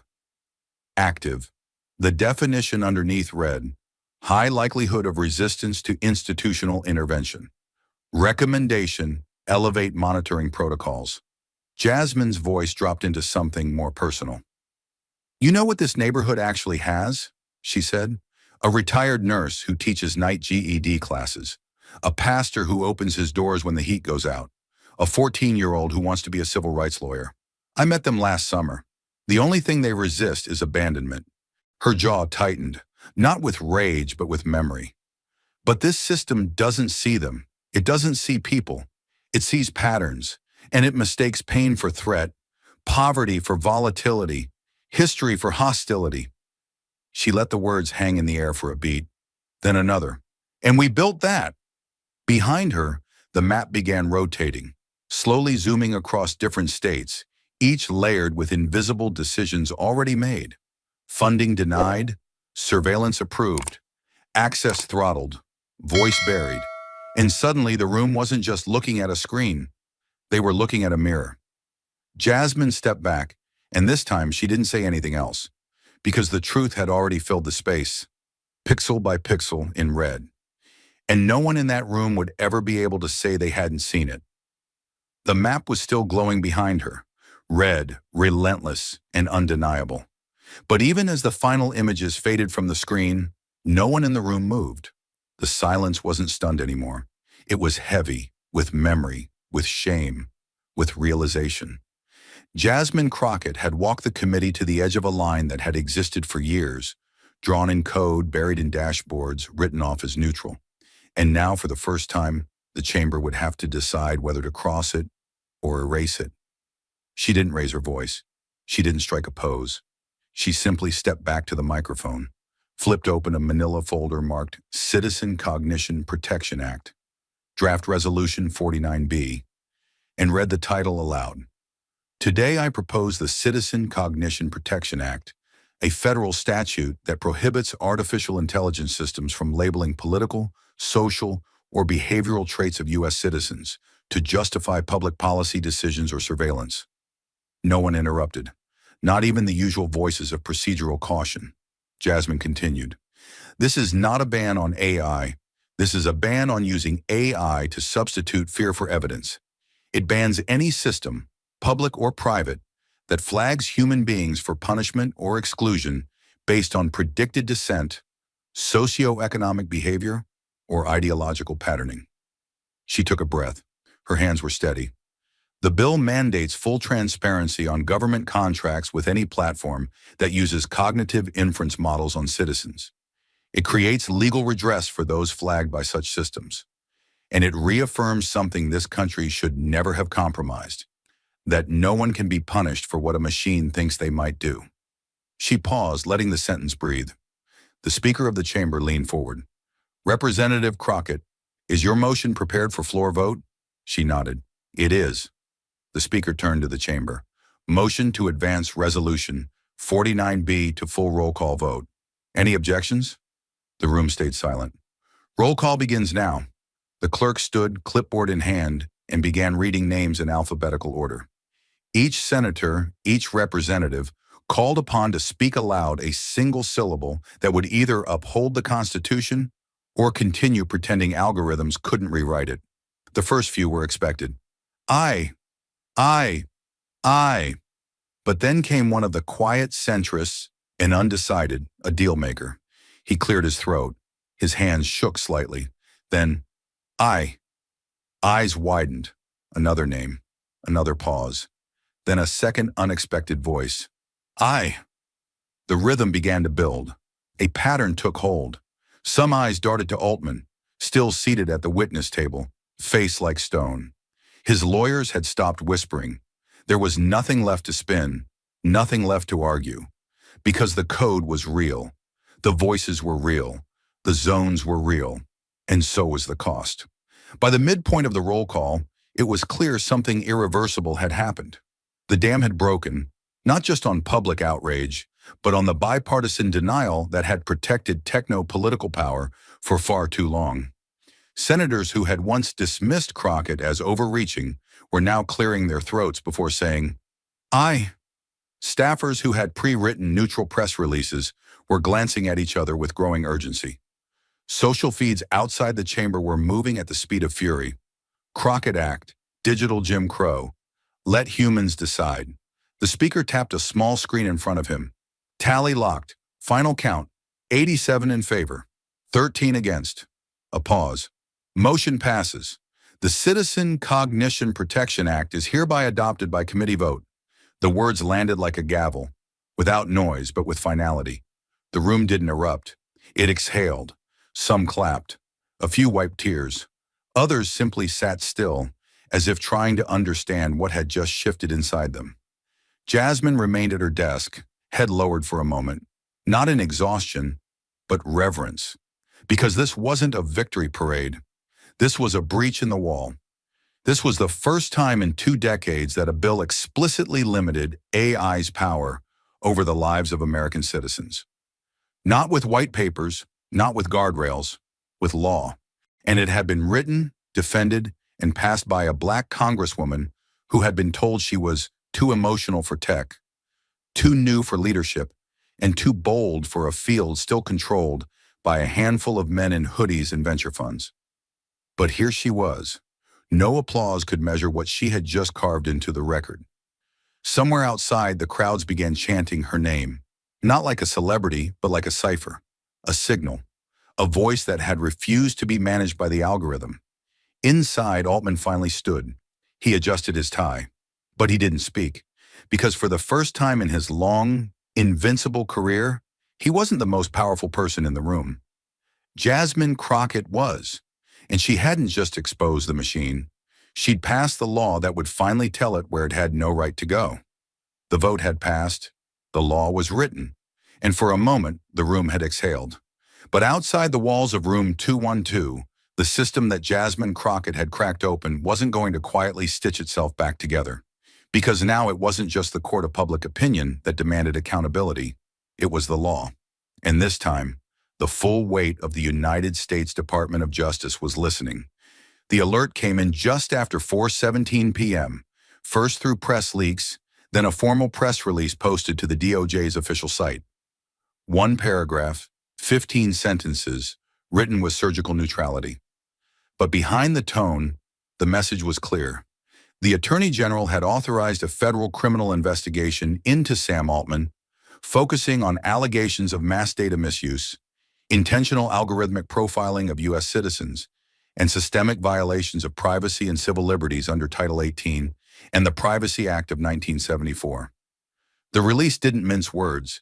It cited substantial and credible evidence provided during public hearings and confirmed that prosecutors had secured an emergency warrant to seize OpenAI's internal communication servers, contract logs, and AI deployment archives. The news broke before Altman even left the building. Outside the Capitol, the press exploded. Networks cut live to their anchors. Hashtags surged to the top of trending feeds. # Altman indictment, # criminal code, # digital reckoning. Protesters erupted into cheers. But inside, the atmosphere remained razor-thin with tension. Crockett hadn't flinched. She stood where she had for the past 7 hours, anchored by purpose, not press. But even she knew what this moment meant. It wasn't just a rebuke of technology. It was a historic act of reclaiming human dignity from a system that had tried to automate it out of existence. Federal agents in dark suits arrived at the far edge of the chamber, coordinated but silent. They didn't storm the room. They didn't need to. Their presence was loud enough. Altman's legal team was already on the phone. Their voices clipped, eyes darting. He hadn't spoken since the final vote. Now, for the first time, he looked truly cornered. Not by outrage, not by politics, but by consequence. Real consequence. The kind that came with subpoenas, depositions, and the very legal framework he once believed his intellect stood above. Jasmine watched as one of the DOJ attorneys conferred with Capitol Security, then handed over a sealed folder bearing the federal seal. It wasn't performative, it was procedural. By 5:02 p.m., the department had formally notified the House Oversight Committee of the pending criminal review. Charges being explored included conspiracy to defraud the United States, unlawful surveillance of U.S. citizens, violation of Fourth Amendment protections through automated classification, and obstruction of federal oversight procedures. Still, Jasmine hadn't moved. Her expression was unreadable, more steel than relief, because she knew this moment wasn't about celebration. It was about moral gravity finally asserting itself through law. Altman had once sat before Congress as the face of progress. Now he sat under the shadow of indictment. One of the cameras caught the exact moment Altman's posture collapsed. It wasn't dramatic, just a single slouch, barely perceptible, but real. The man who had built a predictive empire, who had mapped millions of lives through unseen models and data lakes, was now being tracked himself. But this time, it wasn't by code, it was by justice, and the system didn't belong to him anymore. The headlines that followed weren't cautious, they were seismic. DOJ launches criminal probe into AI CEO Sam Altman. Predictive surveillance now a federal crime scene. Congresswoman Crockett's hearing sparks federal action. Legal analysts speculated this was the first major AI-related criminal investigation in U.S. history. Advocacy groups issued statements. Civil rights lawyers cheered. And for the first time in years, a congressional hearing had actually changed the course of history. Not in theory, but in custody logs, server locks, and federal courtrooms. Yet in all of it, Crockett never raised her voice. She never said, "I told you so." She simply packed her binder, closed the red case, and whispered to a nearby staffer, "Get the transcript to our team. We're not done." Because to her, this wasn't the end. It was just the point where truth had finally become undeniable under oath. Where the question wasn't whether a machine had gone too far, but how many people had let it. And now someone was finally going to answer for that, in the only language power truly understands: legal consequence. As Altman was quietly escorted from the chamber under federal watch, Jasmine turned to face the cameras one last time. She didn't smile. She didn't grandstand. But her eyes met the lens unwavering. And in that look was everything America had needed to hear all day, but didn't need her to say aloud. We don't need predictions. We need accountability. And it starts now. The gavel hadn't struck yet, but in every meaningful way, the verdict had already arrived. The DOJ had launched its criminal investigation. The bill had passed with overwhelming support. And Sam Altman, the architect of the system that had profiled a nation, sat motionless as the machinery of real accountability began turning against him. Still, the room waited. Because there was one voice left to speak, and everyone knew it. Jasmine Crockett rose slowly from her chair. Her red case, the one she had protected all day like a war drum, now rested unopened at her side. Her notes were no longer needed. Her files had already reshaped federal law. The chamber was silent, but every lens, every microphone, every breath was aimed directly at her. Not as spectacle, but as witness. She walked forward with no papers, no pre-written speech, only the truth that had carried her to this moment. Then, without theatrics, without apology, she looked up and said the sentence that would outlast every hearing clip and every headline. Artificial intelligence can rewrite everything, except human courage. She didn't repeat it. She didn't pause for effect. She just let the words breathe. On the record, in the room, in the bones of every person who had listened as she refused to back down. That sentence was not meant to comfort. It was meant to define. In a world that had tried to replace morality with logic, efficiency with ethics, and justice with projection models, her words snapped the thread back to something ancient, raw, and necessary. The human will to resist control dressed as progress. The gavel fell. The hearing was officially adjourned. Altman stood, not by choice but out of instinct. His face, once polished with composure, now looked drained, gray around the eyes, jaw tight, knuckles white on the edge of the table. His attorneys formed a quiet barrier around him, but no one else moved to help. There were no handshakes, no exit applause, no deferential nods from tech-friendly legislators. As he walked toward the side door, flanked by federal agents in silence, the echo of his own words from the recording seemed to hang in the room like invisible smoke. When they find out, it'll already be too late. It wasn't too late, not anymore. The cameras didn't follow him out. They followed her. As Altman disappeared behind a closed door, face pale, hands shaking, the networks cut back to Crockett. Her name surged across banners. Crockett shatters AI hearing. Crockett delivers blow to surveillance state. Jasmine Crockett, the line that held. But inside the chamber, no one moved for a long moment. And in that stillness, something unspoken shifted. It wasn't just policy. It wasn't just power. It was the understanding that someone had finally refused to play the game by the rules written to keep the powerful safe. Outside, it had started to rain. Not a storm, just the kind of rain that made sound on marble. Protesters gathered beneath umbrellas and drenched flags, watching the screens in real time. Some cried, some chanted, but most just watched in silence, because they knew what they had just witnessed was not theater. It was a fracture in the system, in a beginning. Inside, Crockett packed her things without assistance. No staffers gathered her notes. No one hovered with talking points. She didn't need to script her legacy. It was already written, in leaked code, in federal warrants, in the mother who cried because a machine had called her dangerous. Jasmine closed the case, straightened her jacket, and stepped toward the chamber's grand double doors. They opened slowly. The cameras adjusted. The light outside was gray but bright. She stepped forward, and the networks went silent, because what they were about to broadcast was not just her exit. It was her walk into history. Her heels hit the Capitol marble with steady rhythm, and then came the image, the one that would be replayed, framed, and studied for years to come. The camera zoomed in, tightly focused on her feet descending the steps of the U.S. Capitol. There was no soundtrack, just the sound of leather against stone, each step deliberate, each one heavier than the last, each one a chapter. Jasmine Crockett walked down those steps not as a footnote in a tech hearing, but as the woman who drew the line. And the country, watching live, finally understood. You can automate a million things, but you can't automate courage. You can't outsource conscience, and you can't predict a woman who refuses to stay silent. The final shot lingered on the shoes, then rose to her eyes, still focused, still unswerving. No security escort, no celebration, just history walking into the rain and the woman who chose to carry it. The rain had soaked through the marble by the time Jasmine Crockett reached the bottom step. The cameras kept rolling, but the nation no longer needed narration. They had seen the hearings. They had watched the code, the testimony, the silence.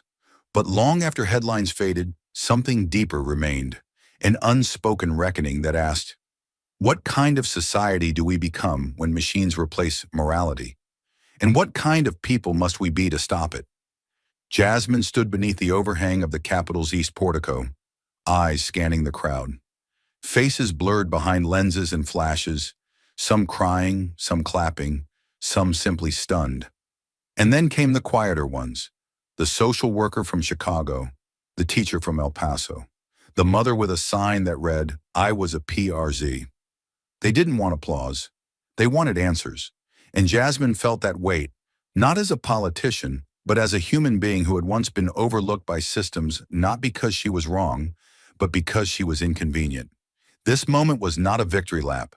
It was a reckoning made visible. Because what the world had witnessed inside room 212 was not just the exposure of an algorithm. It was the exposure of something far older and far more dangerous. The belief that efficiency is more valuable than empathy, and that data deserves more trust than lived experience.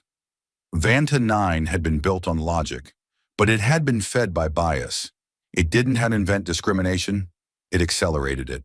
And no line of code, no corporate press release, no philanthropic donation could erase the fact that people had been denied opportunity, dignity, and safety because they failed a machine's invisible test. The lesson was never just about artificial intelligence. It was about moral intelligence, about who gets to decide what risk looks like, about how easily we accept harm when it's hidden behind complexity, and about the cowardice of calling injustice inevitable when we have the tools to intervene and the choice not to. Jasmine had seen it before, when housing algorithms redlined families, when facial recognition software mislabeled black teenagers, when hospitals used risk models to deny care based on zip codes instead of symptoms. Each time the same excuse. The model didn't mean to. But harm does not need intent to do damage. It only needs permission. And Jasmine Crockett had come to Washington to revoke it. She turned slightly, watching as the Capitol loomed behind her, like a monument to decisions both noble and devastating. In that moment, she thought of Miss Taylor, the mother whose searches had labeled her unstable. She thought of the whistleblower whose encrypted message had cracked the silence. She thought of the programmer who once believed code could be neutral. But most of all, she thought of the young girl watching from somewhere in a classroom, whispering to herself, "If they don't see me, I'll make them." And Jasmine hoped this day would make her believe it was possible. The real battle, she knew, was just beginning. Laws could change statutes, indictments could shake institutions, but the deeper war was in the habits of the heart, the lazy impulse to trust machines over people, to believe projections over presence, to confuse data with destiny.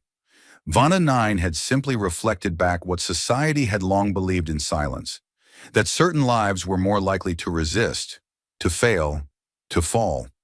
It wasn't just a profiling engine, it was a mirror. And mirrors don't lie, they show you what you refuse to see. But the power of a mirror ends the moment someone smashes it and chooses to look directly at what's been ignored. Jasmine didn't come to smash the system. She came to force it to look, and to ask whether, in the end, we want to be a nation that predicts fear or a nation that listens first. The difference wasn't technological, it was moral. And morality could not be outsourced, not to code, not to convenience, and certainly not to men who mistake control for wisdom. The greatest illusion of modern progress, she thought, was that justice could be automated, that by removing human discretion, we could remove human bias. But the truth is, discretion was never the problem. Cowardice was. Discomfort was.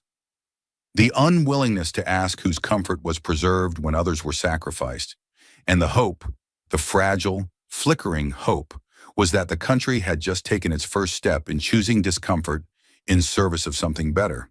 A democracy that does not fear its people, even when they question it. Jasmine looked up as a drop of water slid down her brow. Not rain. A tear she hadn't realized was waiting. She wiped it quickly, not out of shame, but to protect the clarity of her vision. Courage, after all, didn't always roar. Sometimes it walked alone into a room full of power, held up a flash drive, and refused to sit down. As the crowd parted, a reporter shouted a question, something about next steps, 2026, leadership. But she didn't answer. Not yet. Not today. Because some moments are not about next, they are about now. And now belong to everyone who had ever been misjudged by a system that never saw them. Now belong to the voices that had never made it into data sets, but had carried entire communities. Now belong to the idea that no machine, no matter how advanced, could ever fully comprehend what it means to be human. And perhaps in the end, that was the lesson. We build machines to process, but it is people who must decide what is worth remembering, what is worth protecting, what is worth standing up for, even when standing means standing alone. But if courage couldn't be automated, then neither could justice. And that, Jasmine Crockett knew, was where her work ended, and ours had to begin. This story will not be remembered because Congress voted. It will be remembered because someone acted. A whistleblower chose to leak the code. A mother chose to testify. A woman chose to speak when silence would have been safer. But now it's your turn.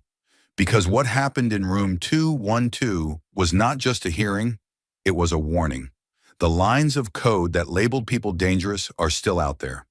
The systems that reduce lives to probabilities are still being deployed. They don't wait for elections.